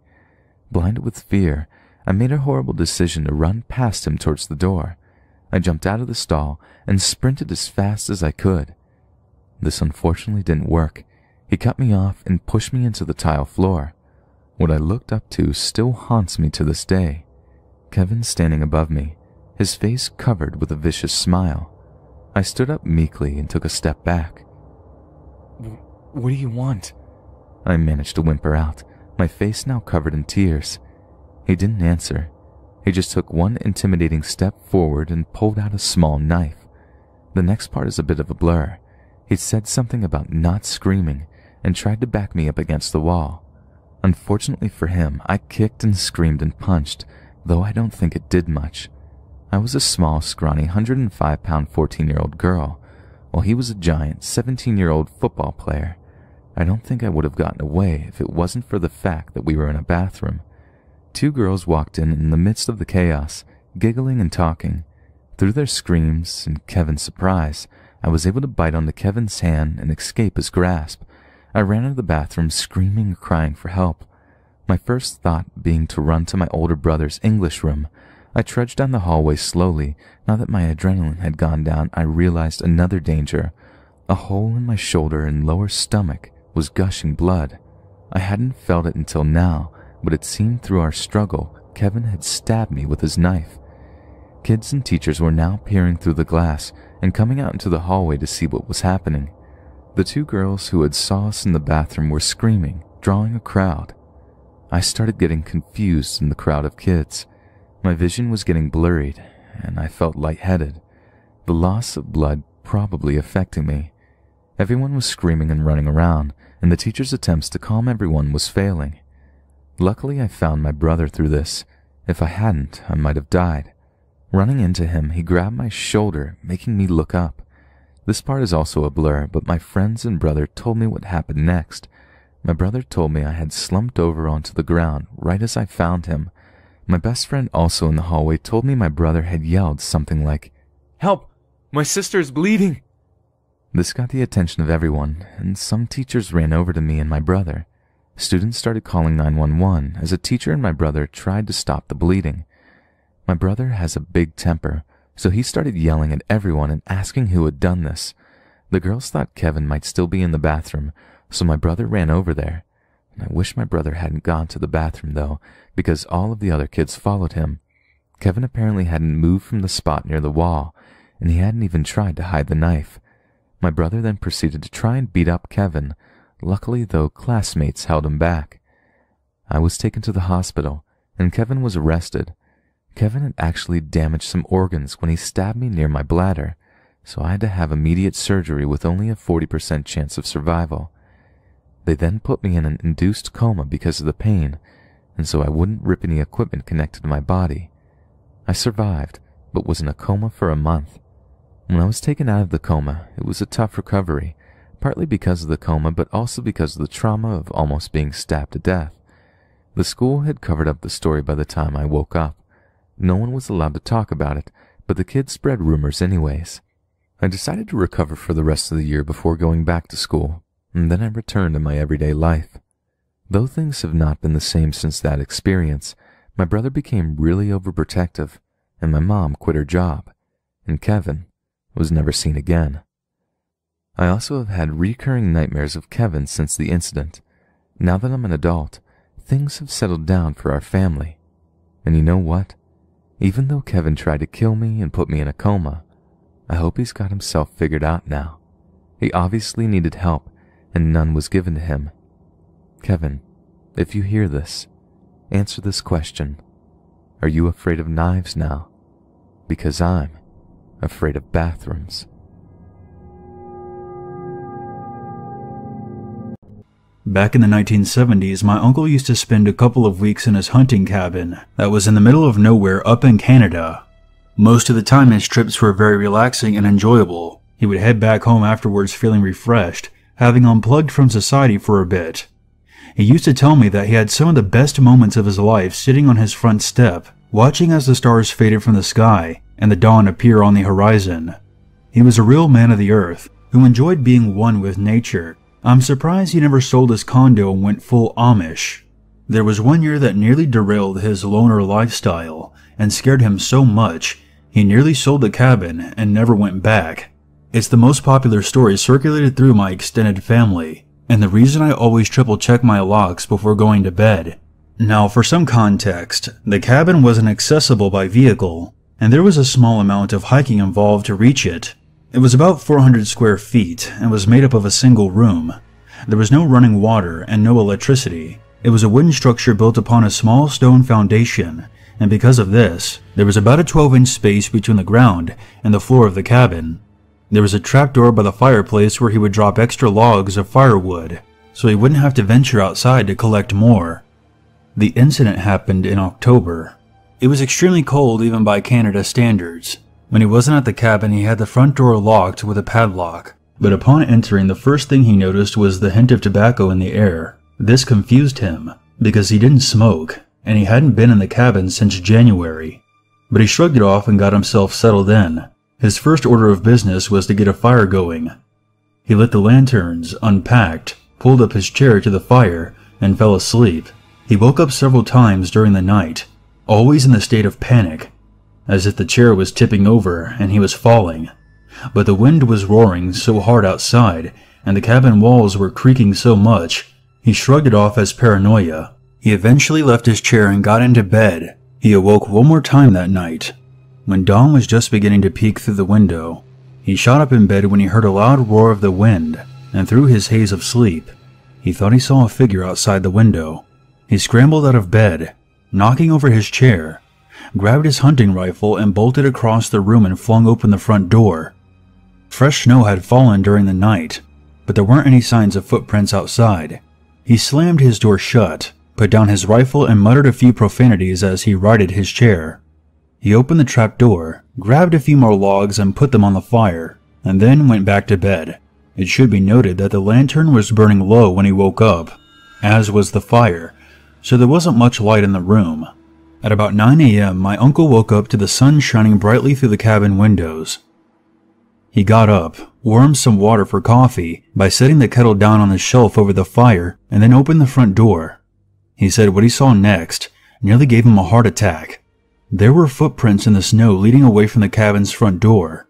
My uncle, being his normal impulsive self, threw on some clothes and boots, grabbed his rifle, and followed the footprints through the trees with his gun up, ready for confrontation. The footprints circled up the surrounding hills, and my uncle followed them to a spot where the entrance of the cabin was in plain sight. The intruder had clearly crouched for a long while. Then the tracks made off at a good stride further into the woods. Based on the boot size of the footprints, the stranger was just as large as my strapping 6'3" uncle, if not larger, and was clearly expecting my uncle to notice his tracks and come after him, or else he wouldn't have stopped to watch the cabin. He would have continued to run and make his escape. My uncle didn't want to fall into any kind of trap, so he fired a single shot into the air as a warning, and made his way back to the cabin. Once inside, he locked the door and opened the trap door by the fireplace. As he poked his head down, he scanned the area under the cabin with a flashlight and discovered one of his own blankets in a dirty, tangled mess in the corner. There were a couple of empty soup cans he recognized from his own pantry, a single spoon, and several dozen small bones, most likely squirrels or rabbits. What my uncle thinks occurred was that somehow an intruder had broken into the cabin while my uncle was away, and had been hiding under the floor the entire time he had been there the previous day. He came to the conclusion that the reason he kept being jolted awake the night before was because half of the chair had been resting on top of the trap door, and whoever was below was trying to escape by lifting the hatch. Later on, when my uncle thought he saw a figure outside the window, he later realized that the figure had actually been inside and was heading for the door, but was interrupted, and the man had likely leapt back down through the trap door when my uncle sprang to life and noisily knocked over his chair. The creepiest thing about all of this wasn't the fact that a complete stranger was hiding so close when my uncle thought he was alone. It was the fact he was hiding in the first place. That really calls into question who he was and what his motives were. It was never confirmed how the man broke into the cabin, but was already under the floor when my uncle arrived, which tells me he was going to great lengths to make sure that he wasn't discovered. When he finally emerged from under the floor, he could have killed my uncle in his sleep, but he took the opportunity to run. It's possible that he simply decided that he didn't want to risk a struggle, but I think whoever he is, he was on the run, or at the very least, had something to hide. Earlier the same year in May, not very far away, a 17-year-old girl had gone missing while walking up the road to visit her cousins, and shortly after in August, a 21-year-old woman was found stabbed to death on the very same road the girl had disappeared on. I believe whoever was in my uncle's cabin could very well have had something to do with one or both of these unsolved crimes. My uncle never reported the incident to the police, and to the best of his knowledge, the intruder never returned. But it makes me wonder to this day, are we ever really alone when we think we are? Because if someone could be hiding under the floor in an isolated cabin during the winter, is it really impossible that there could be someone under your bed right now?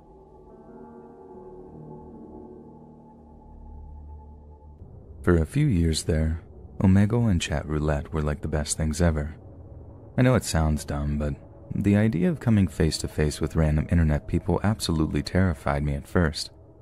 I wasn't the most confident of people when I was younger, and believe it or not, using stuff like Omegle actually helped me come out of my shell a little and learn how to talk to people.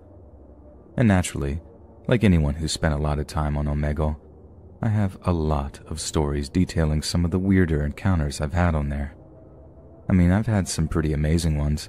I met one of my long-term gaming buddies on Omegle, and you'd be surprised at the number of girls who just want to show themselves off, so to speak, every once in a while. But I've also had my share of gross, sad, irritating, and downright scary encounters on Omegle too. And what I'm about to tell you is by far the most disturbing. And it's not some dumb creepypasta either. Every word of this is true.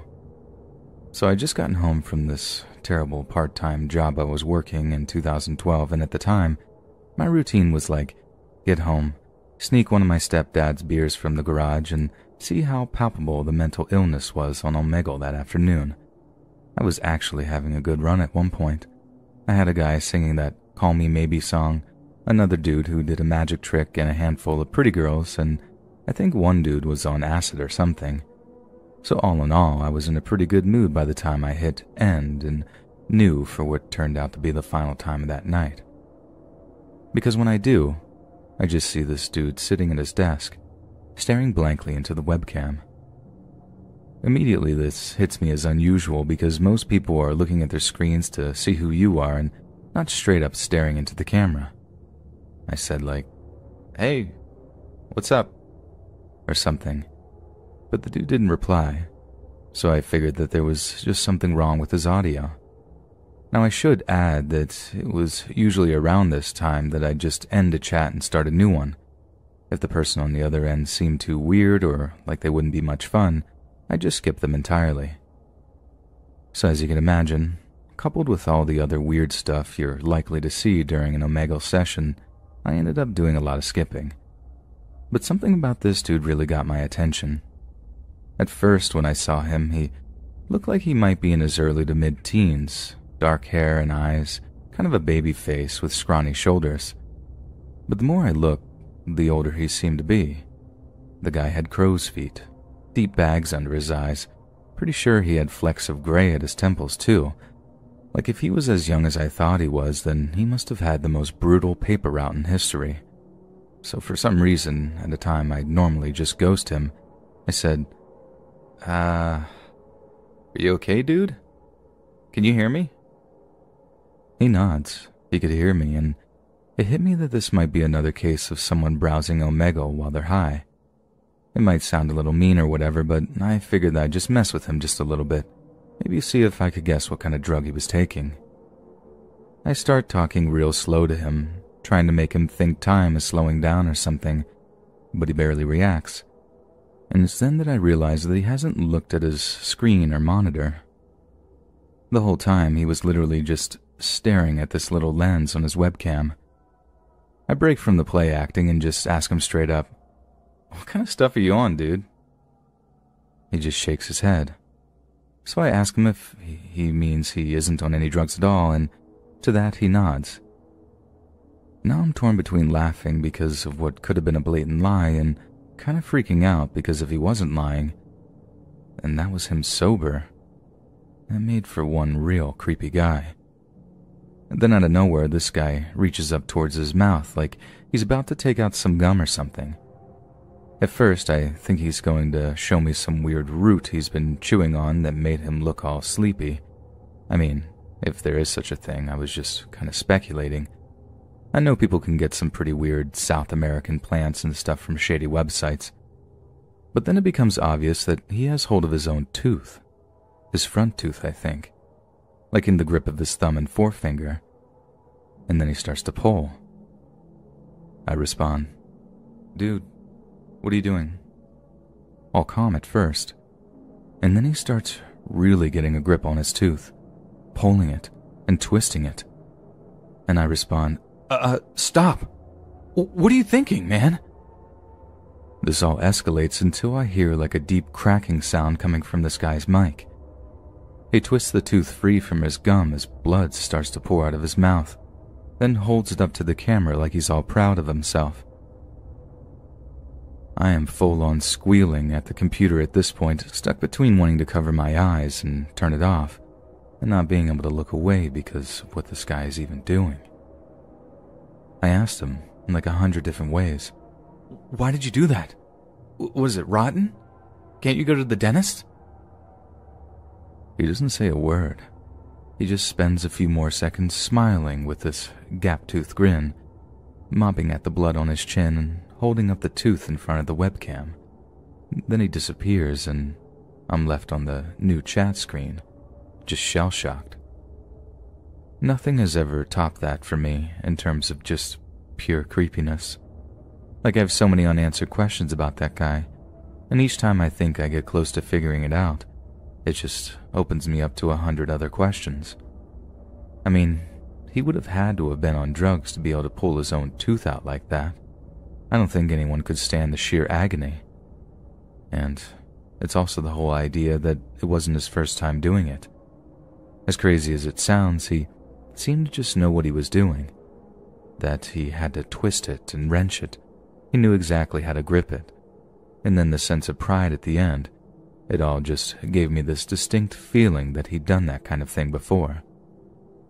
I didn't see anything else that ever made me react so strongly, and after that, all the random guys just sort of playing with their junk that you'd see didn't seem to faze me at all. Like as long as there wasn't any tooth pulling, it was just water off the duck's back. So, I guess I have something to thank Mr. Tooth Puller for, although saying that it's not something I want to see again. In fact, I hope I never meet Mr. Tooth Puller online, or in real life, ever again.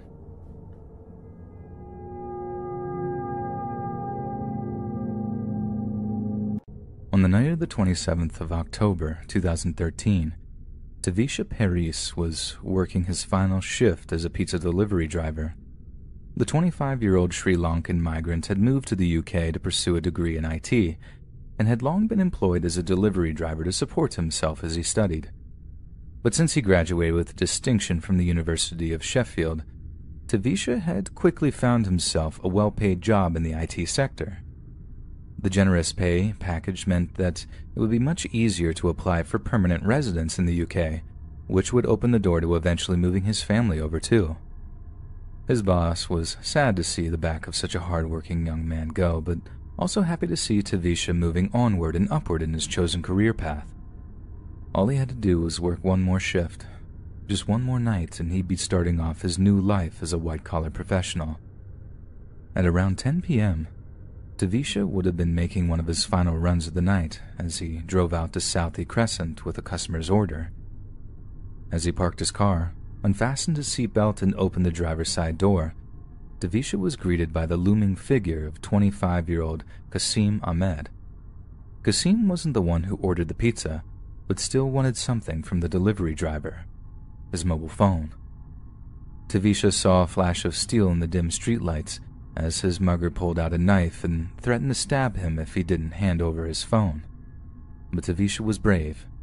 Too brave, perhaps. He had worked hard to be able to afford an expensive smartphone, and he wasn't about to hand it over without a fight. There wasn't a fight that night. It was a slaughter. Without so much as an ounce of provocation, Qasim Ahmed plunged the knife in Tavisha's chest, who fell back onto the pavement, gasping as he attempted to stem the bleeding. As he lay dying, Qasim's 18-year-old partner in crime, Shamraze Khan, rifled through Tavisha's pockets to relieve him of his belongings. With just one stab wound, Tavisha might have stood a chance of surviving the attack. But Qasim knew he had seen his face, and he knew the hard-working young migrant wouldn't just take the robbery lying down. The police would be called, a report would be filed, and repeated offender Kasim would no doubt be headed back to prison. And in Kasim's mind, that just wasn't going to happen. He knelt down and began plunging the knife into Davisha's chest over and over again, stabbing the dying delivery driver a total of 14 times until he bled to death, right there on the cold Yorkshire pavement. The local community was appalled by the brutality of the murder, but also by the horrific and painfully tragic circumstances. Just one more night on the job. If Kasim Ahmed had waited just one more day to steal a phone or a wallet, Tavisha would still be alive. It's like some cruel cosmic joke, so utterly senseless that it almost sounds made up, and many were moved by the story. Given that Tavisha worked for Domino's in the UK, the company paid for his family to fly over so they could better organize his repatriation, as well as working more closely with investigating police. Tavisha's older brother, Pramod, spoke to the media on his arrival in Britain, saying, "I'm heartbroken. My brother, Tavisha, was the center of our world. He gave us so many reasons to smile. He was kind and considerate, and we were extremely proud of his achievements. We were so happy that he was doing so well in England, and we never thought his life was in any danger. I can't believe he was taken away from us in this cruel and inhuman manner.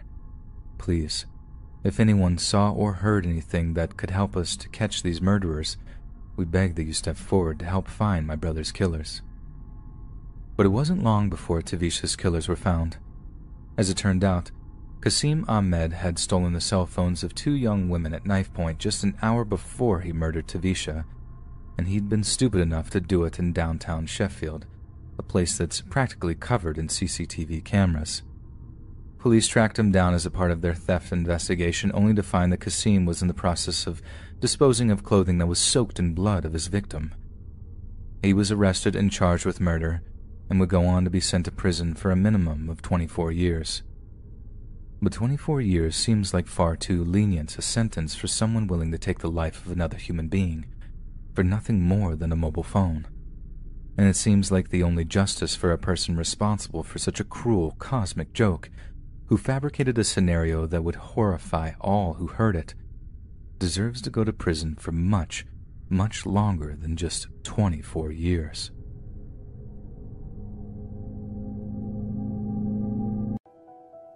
When I was 17, I had the extreme misfortune of breaking both of my legs at the same time. I had been playing football with some of my friends out behind my house in a wide open field. There was a barn that had been abandoned and was slowly rotting away. The way the barn was built, it was nestled right onto the side of the hill. So you could walk around the far end of the barn, climb up the hill, and walk onto the roof. I was being a bit of a dick during the game, and I deliberately ran through what we had marked as out of bounds and ran up the hill and across the barn roof, intending to leap down off of it and score a bogus touchdown.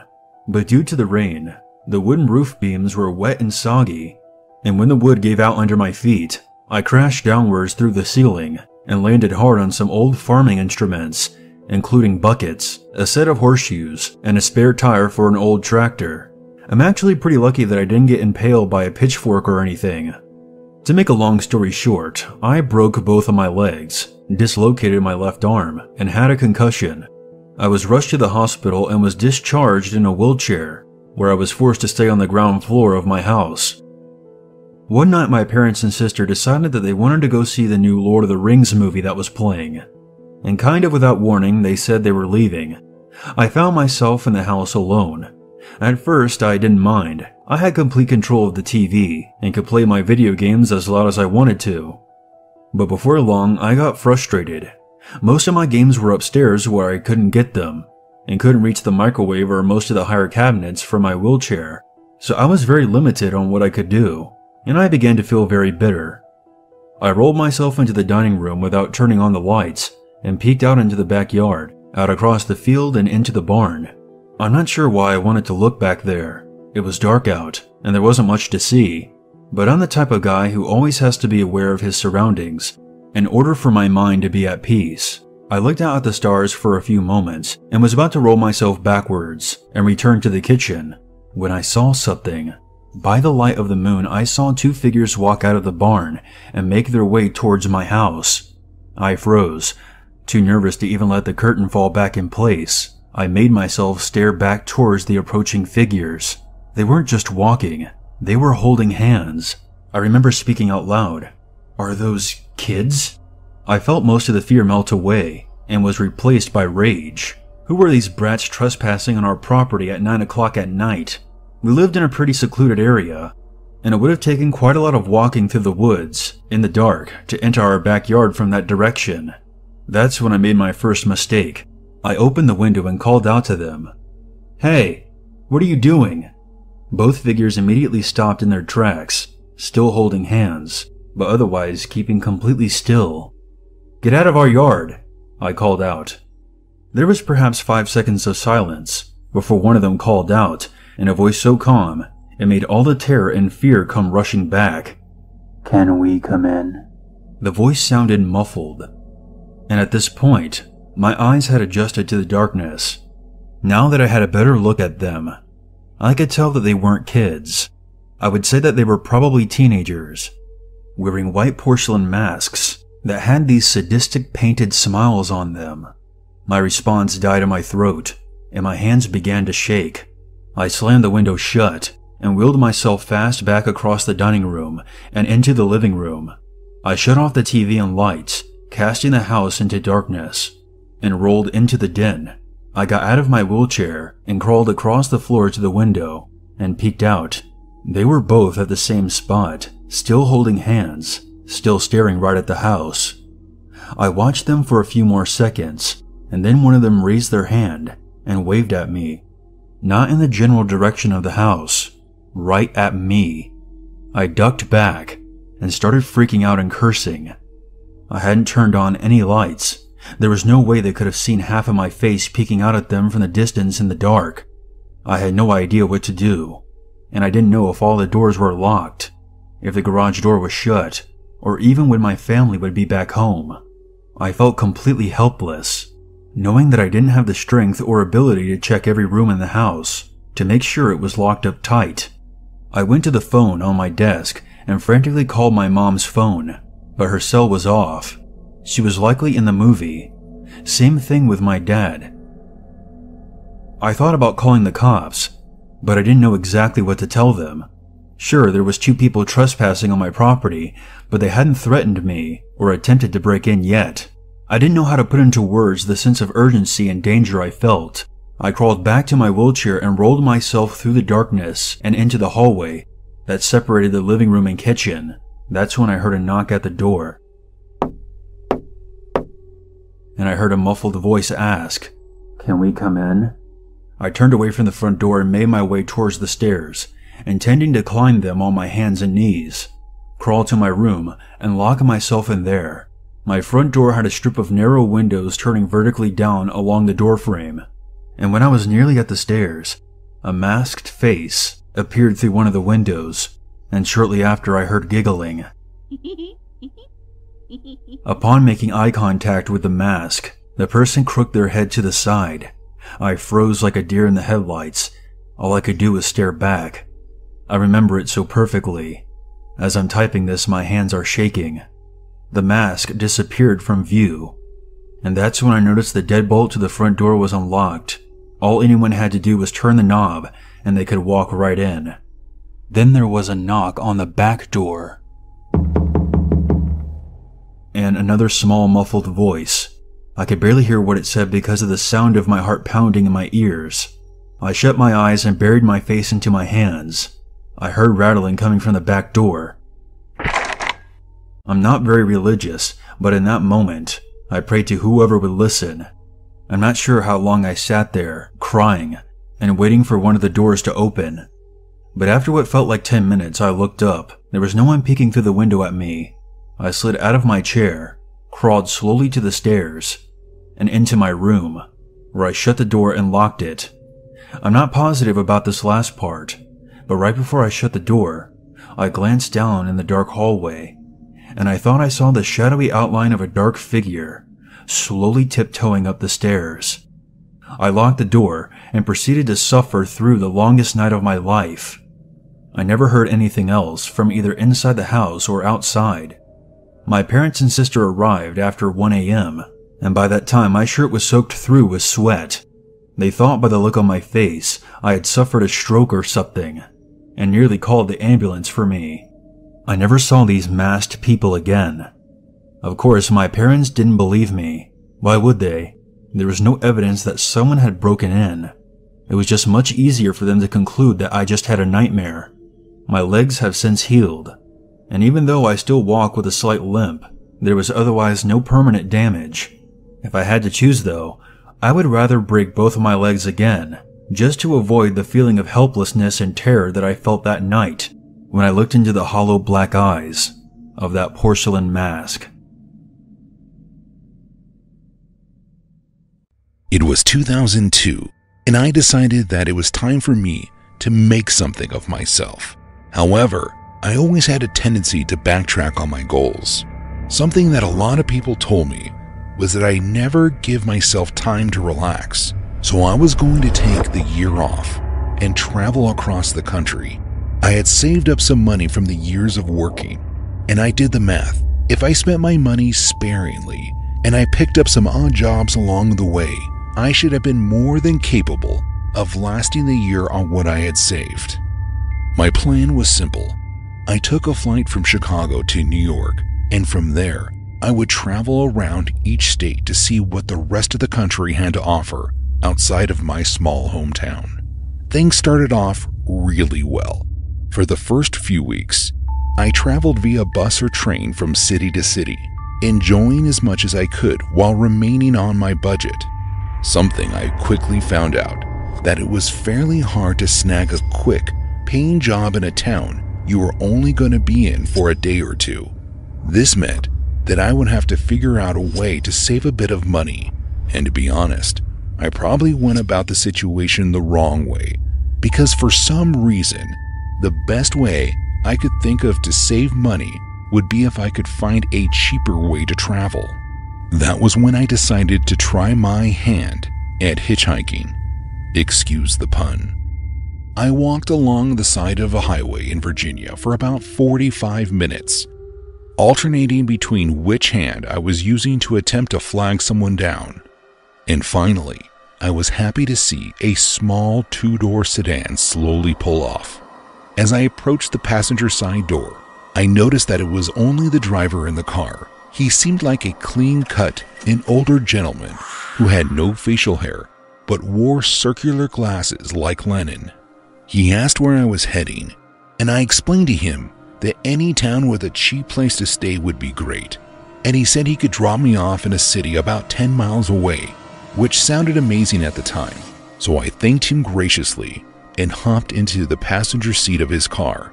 At first, things seemed like they were going great, and it turned out that he apparently grew up not too far from me, or at least that's what he told me.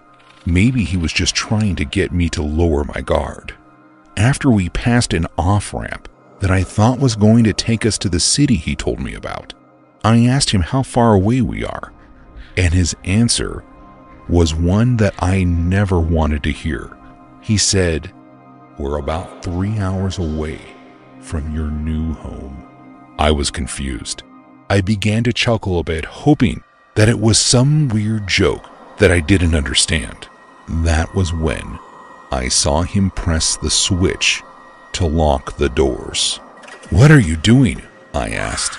That's when I saw him pull a gun out from the panel of his door.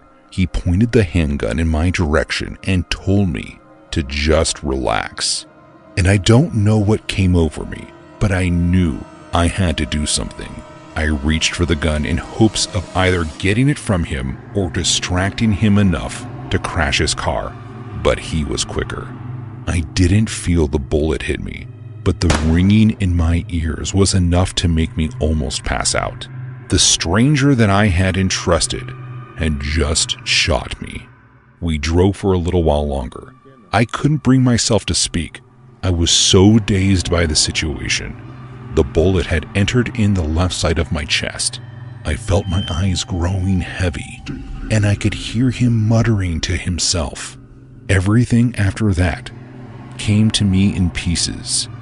I vaguely remember pulling off of the highway. Then we were in the woods. I was pulled from the car and left lying next to a tree. I'll never forget the relief it felt when I heard his tires skid as he pulled away. I think he thought I was dead or going to die. Hell, I did too. Lucky for me, I still had my phone. I was able to call emergency services. It took them some time to find me, and by the time they got there, I had already passed out, assuming I would never wake up again. Thankfully, I did. I woke up in the ambulance where I was told that I was going to be fine, and they were taking me to the hospital. Apparently, the bullet went in and out, meaning that it went on a straight path and didn't bounce around or break up inside of me, causing massive internal damage. I ended my trip then and there, and once I was able to fly home, I did. My friends always told me I was too trusting of strangers. Not anymore. I used to live in a 2-story house in Boise, Idaho. Both floors were meant to serve as a single-bedroom apartment. I lived on the 2nd floor, and the floor beneath me was vacant. I entered and exited the apartment through the back deck, and would walk down a wooden stairs to the driveway. There was a door in my living room that led downstairs to the 2nd apartment, but it was deadbolted from my side. In turn, there was a door at the bottom of the stairs that was deadbolted from the other side. The entire time I lived in the 2nd floor apartment, I never had anyone living underneath me. I would occasionally ask the landlord why that was, and he would always shrug and say that the building had a bad reputation. It had caught fire in the late 80s and 2 people had died downstairs. One extremely stormy evening, I was watching football in my living room when the power went out. I sighed and gathered some candles and a flashlight and decided that I might as well turn in early, even though it was only about 9 o'clock. I climbed into bed, but since I wasn't very tired, I spent a good hour tossing and turning. When 10 o'clock finally came around, I was about ready to get out of bed and just start making shadow puppets with my flashlight, just to pass the time, when I heard a door slam from somewhere in the house. I shot up in bed.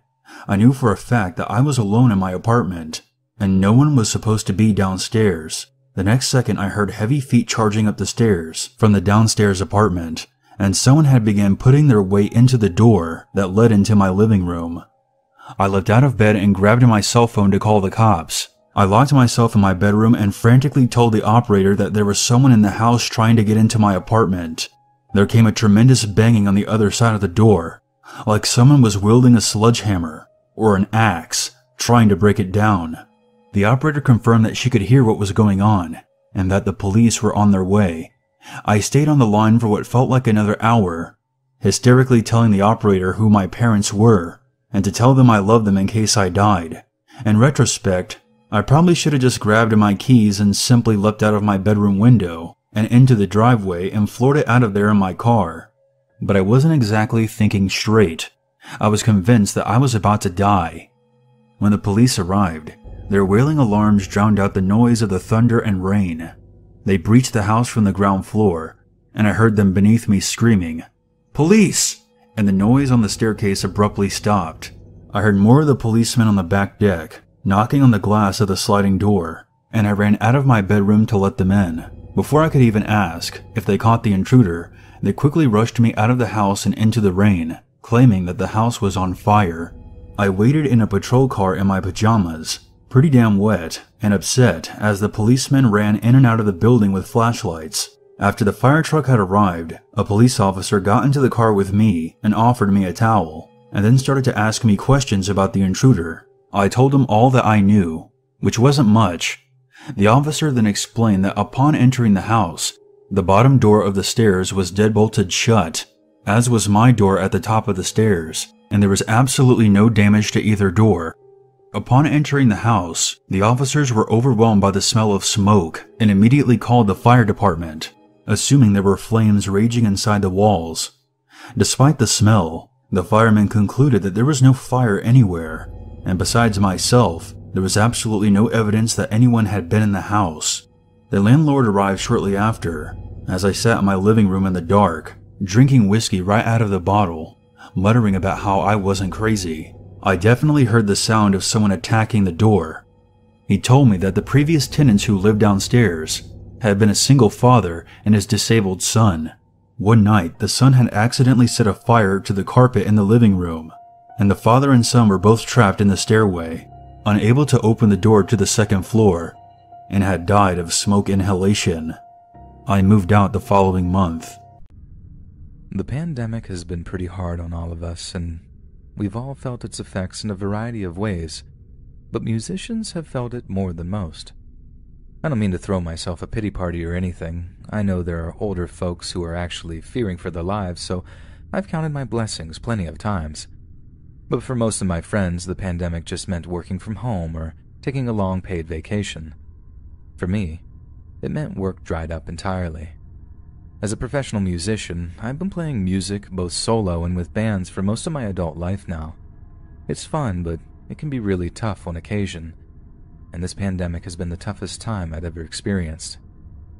I had to do something, anything to pay the bills, so when the drummer in my band said that he was making some pretty decent money for working for Postmates, it immediately sparked my interest. I think the real selling point was how it had benefited his health. Us musicians tend to be much more familiar with a bottle and a glass than an elliptical machine, so riding a bike and getting paid to do it seemed like a great way to get back into a fitness regimen. So, dust off my young brother's old mountain bike, oil up the gears, get myself a Postmates driver's account, and I'm pretty much ready to go. I mean, it's kind of messed up that there were no background checks or anything. Like, I literally could have been anyone, but hey, I wasn't complaining at the time. I needed the money, I needed it bad, and there were much worse things than delivering acai bowls that I could be doing. But being a delivery driver brought a whole host of new occupational hazards, and there was one particular incident in the summer of last year that I've thought about almost every single day since it happened. So, I get this one job delivering Thai food over to a place in Brentwood, just this little single-story house that barely stood out from the rest. Postmates has us doing the whole contactless delivery thing by that point, but I always used to hang around just to make sure whoever it was got their food.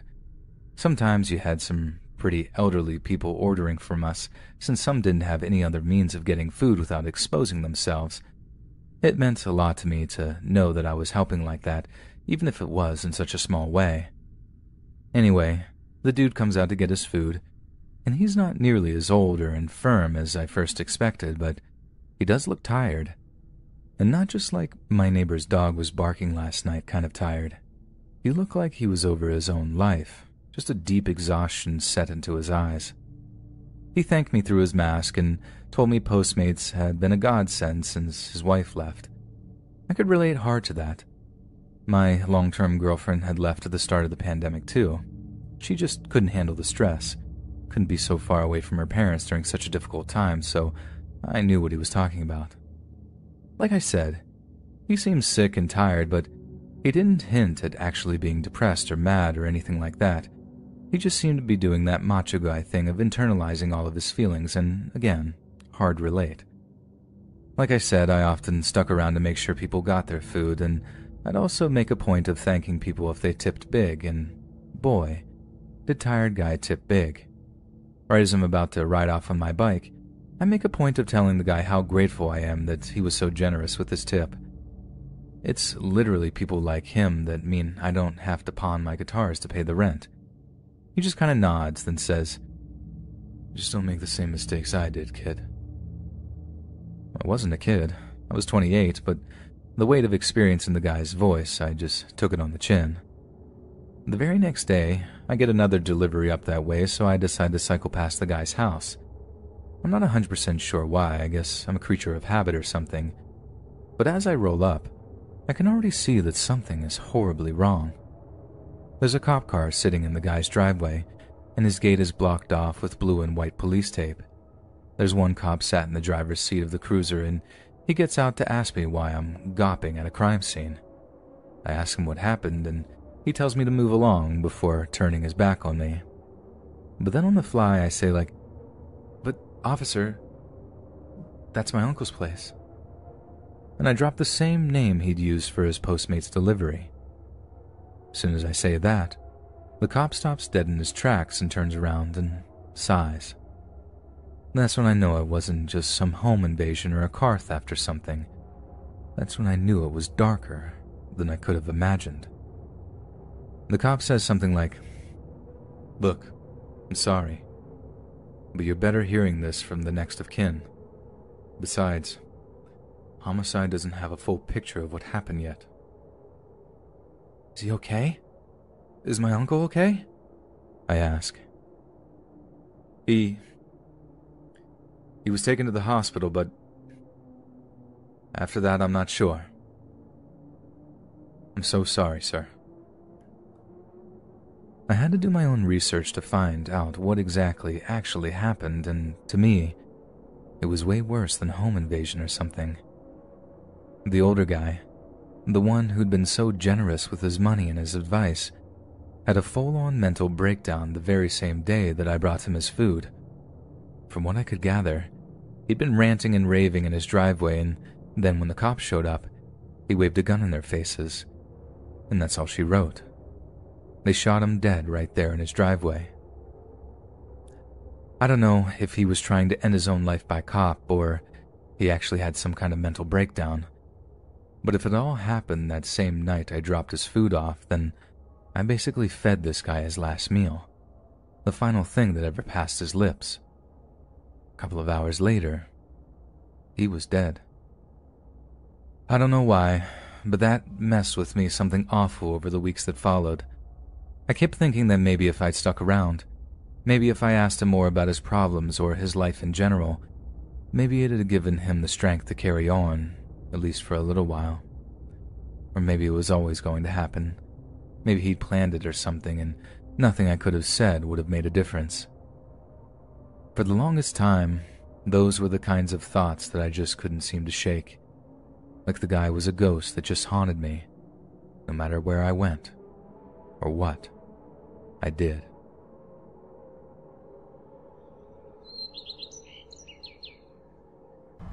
I'm a male living in South Korea. My cousin, Nari, used to be an Airbnb hostess here in Seoul. The site's become massive. There's something like 2 million properties listed on it, so no matter where you're traveling to in the world, chances are that there's somebody with a room or a condo or even an entire house to rent. During her time hosting, Nari met a whole bunch of colourful characters. There were the sweet older couple that came to stay with her 8 times while visiting friends in the city. There was the guy who insisted on bringing his dog with him, this little rat-sized chihuahua that was about half the size of my cat's. There were a few people who were high maintenance, and there were a few who were really chilled, and ended up joining us for drinks at the bar down the street. I never hosted personally, but I'd help Nari out with her bookings if she had to work late and needed someone to meet her guests. Well, for all the good people, there was Mr. Park. He was this creepy, balding guy that stayed with Nari for a week while he was in town on business. At least, he said that was his reason anyway. I think we were both relieved when he left. I'd met him once, and didn't like the vibe I got off the guy, and there wasn't much she could do to kick him out early or anything, lest he gave her a bad review and dropped her score on the site. After he left, Nari discovered a weird plastic thing he had left in the shower. Turns out, he had left his slimy, fake vagina masturbation aid sitting next to her soap. I took one look and had to explain to her what it was. I remember her picking it up in a plastic bag, like the way people scoop up dog shit on the street. From then on, Nari was pretty picky when it came to who she let stay. One weekend, Nari had to leave for a business trip, so she left me the spare key. She had a booking coming up, a young woman named Sumi, and I was to play host. We'll just call her Sue from here. Sue checked in, got the key from me, and put her suitcase in the spare room. I didn't see any more of her that Friday, or for the rest of the weekend, and I figured she was out enjoying herself. Not too long after that, I could have sworn I saw Mr. Park in our local grocery store. Same balding head, Same vibe, but he was at one end of the aisle and I the other. I got that feeling like I was being watched, but when I looked directly, he was gone. At the time, I shrugged it off, figured it had to be some other balding guy, and I was just projecting my anxiety. Now, the building I live in is fairly old, which means that the walls are pretty thick, and noise tends to only travel in the hallway. If I'm waiting for the elevator, I can occasionally hear someone's TV if it's really loud, but that's about it. That Monday morning, I was woken up far too early by a pounding sound. It was maybe 6 or 6:30 in the morning, and the sun was barely up. At that point, I was pissed. I threw on a housecoat and yanked open the front door without bothering to look in the peephole. I was greeted by 2 very tense policemen. They asked for my name, and if I knew the young woman who lived across the hall from me, pointing to Nari's apartment. Without thinking, I ran across the hall and through the open door, just knowing in my gut that Nari was supposed to be returning that morning, and that something must be wrong if there were police at my door. The cops yelled for me to wait, but I was on autopilot. At first, I thought someone had robbed the place. Her TV was smashed, her couch was ripped apart like it had been mauled by a bear, her photos were buried under broken glass, her laptop had practically melted into the floor. And then I realized, in some part of my brain, that her TV and laptop wouldn't be here if it was a simple robbery. And that's when I smelled it. Death has a certain stench to it. Sometimes, if you're in the wrong place at the wrong time, like a hospital corridor, you'll get a whiff of it. What I smelled was a full-on, closed-handed fist slug into the face. In a panic, I couldn't stop myself. I flung open the first bedroom door. Nari's room looked just like the living room, but she wasn't in it. By this time, the officers had caught up with me, and were trying to steer me back out of the unit, but I broke free of their grasp and flung open the spare bedroom door. Inside was what was left of Sue. We get so desensitized to violence on TV that when we're actually confronted with it in real life, it seems almost absurd, like it's totally unreal. She had literally been torn to shreds with a knife. Just from smelling the air alone, I could taste that metallic flavor of blood in the back of my mouth. I showered several times a day for the next week and could not get that taste, that smell out of my hair or skin. It turns out that Sue had been there since Friday night. Nari got home a few hours later. By that time, the forensics team had already been in and out and were starting to clean up the scene. I couldn't tell her about what I'd seen. I just remember hugging her. While investigating, the police had found a second set of keys. This meant there was actually a third set of keys to Nari's place, and those keys had prints. 3 guesses as to who they traced back to. Mr. Park. Park had made a set of keys while staying at Nari's, and he wasn't here on business as he had claimed. It turns out he lived about 15 minutes outside of the city. Security camera footage showed him coming into the building that Friday night, and him lurking around outside for the past month prior to that, just after his stay. Surprisingly, Park confessed to the murder, said he didn't know that Nari would be out of town, that he hadn't known she had had a guest that weekend. His wife had recently left him and taken the kids with her, and Nari reminded him of a younger version of his wife. Nari and I have both moved buildings since then. I still can't believe that all of this came because of broken trust. By giving a stranger a safe place to stay, by letting him into her home, this person was so twisted that he thought to make a copy of her key. If it had been any other weekend, Nari would have been at home, and what happened to Sue would have happened to her too. Subway Spooks. Submitted by Michael T. Back when I was just out of college, me and a friend of mine, let's call him James, decided to eat at a Subway. After all, it wasn't far from James' little apartment he lived at. When we arrived, I could already feel this weird vibe of the place. This was a little normal, since James lives in a poor, run-down part of the city, so I normally felt like this when I drived around this area. Well, we went inside the Subway and it was pretty normal. I ended up getting a tuna and James got a steak and cheese. And all of a sudden, this guy walks in. He was really pale and skinny and was wearing a dirty wife beater with ripped track pants. He was balding and looked to be around 40 or 50 years old. He came up to the man working behind the counter, then just stood there staring right at him, doing literally nothing, just staring. Me and James were a little freaked out about this, and we felt a little bad for the guy working behind the counter, but we tried to ignore him while we ate our sandwiches. It was none of our businesses at the time. Around 1 minute later, the men working the counter decided to try and get the man out, since the guy was obviously not there for an order. Besides, the place didn't have much of security, no guards or cameras, so someone this sketchy could have been a liability. The guy came around the side when the creepy man suddenly ran out of the store. I mean, he bolted. But as he ran out, he passed us, and he locked eyes with me. It gave me a very nervous feeling. I just wanted to blend in with the background and enjoy my sandwich. But there this weird guy was, making a scene and looking right at me as he ran past and exited the store. He managed to get out of the store without a hassle. Though he looked at me as he exited, he never even looked in front of him, yet he didn't trip or run into anything. This guy was some kind of freak.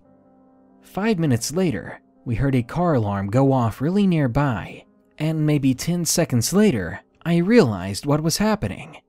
I saw lights coming from the window exactly where I parked my car. It wasn't that great of a car, but it's all I could afford at the time. So I ran out of the store along with James, and we were honestly about to beat the crap out of the person who was trying to break in our car. But when we got outside, nobody was there at my car. So we decided to call it a night before anything else crazy happened. We hopped in my car, not even finishing our food. We didn't even want to at that point, and we were about to drive off. But the moment the car started and the headlights turned on, we saw him. The creepy guy from the Subway was in front of our car now.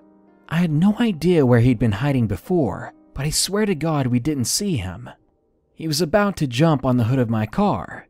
He must have been some junkie or something, since he didn't jump until we backed out.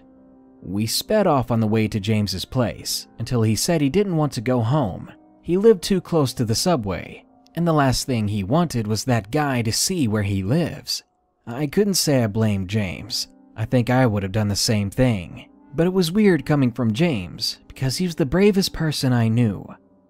So I told him that he could stay at my place, then we went home. Honestly, that was the last I saw of this creepy Subway guy. I don't know what was wrong with him, and I've never seen him again. But probably because of him, I'll never be going back to Subway. At least, not that one.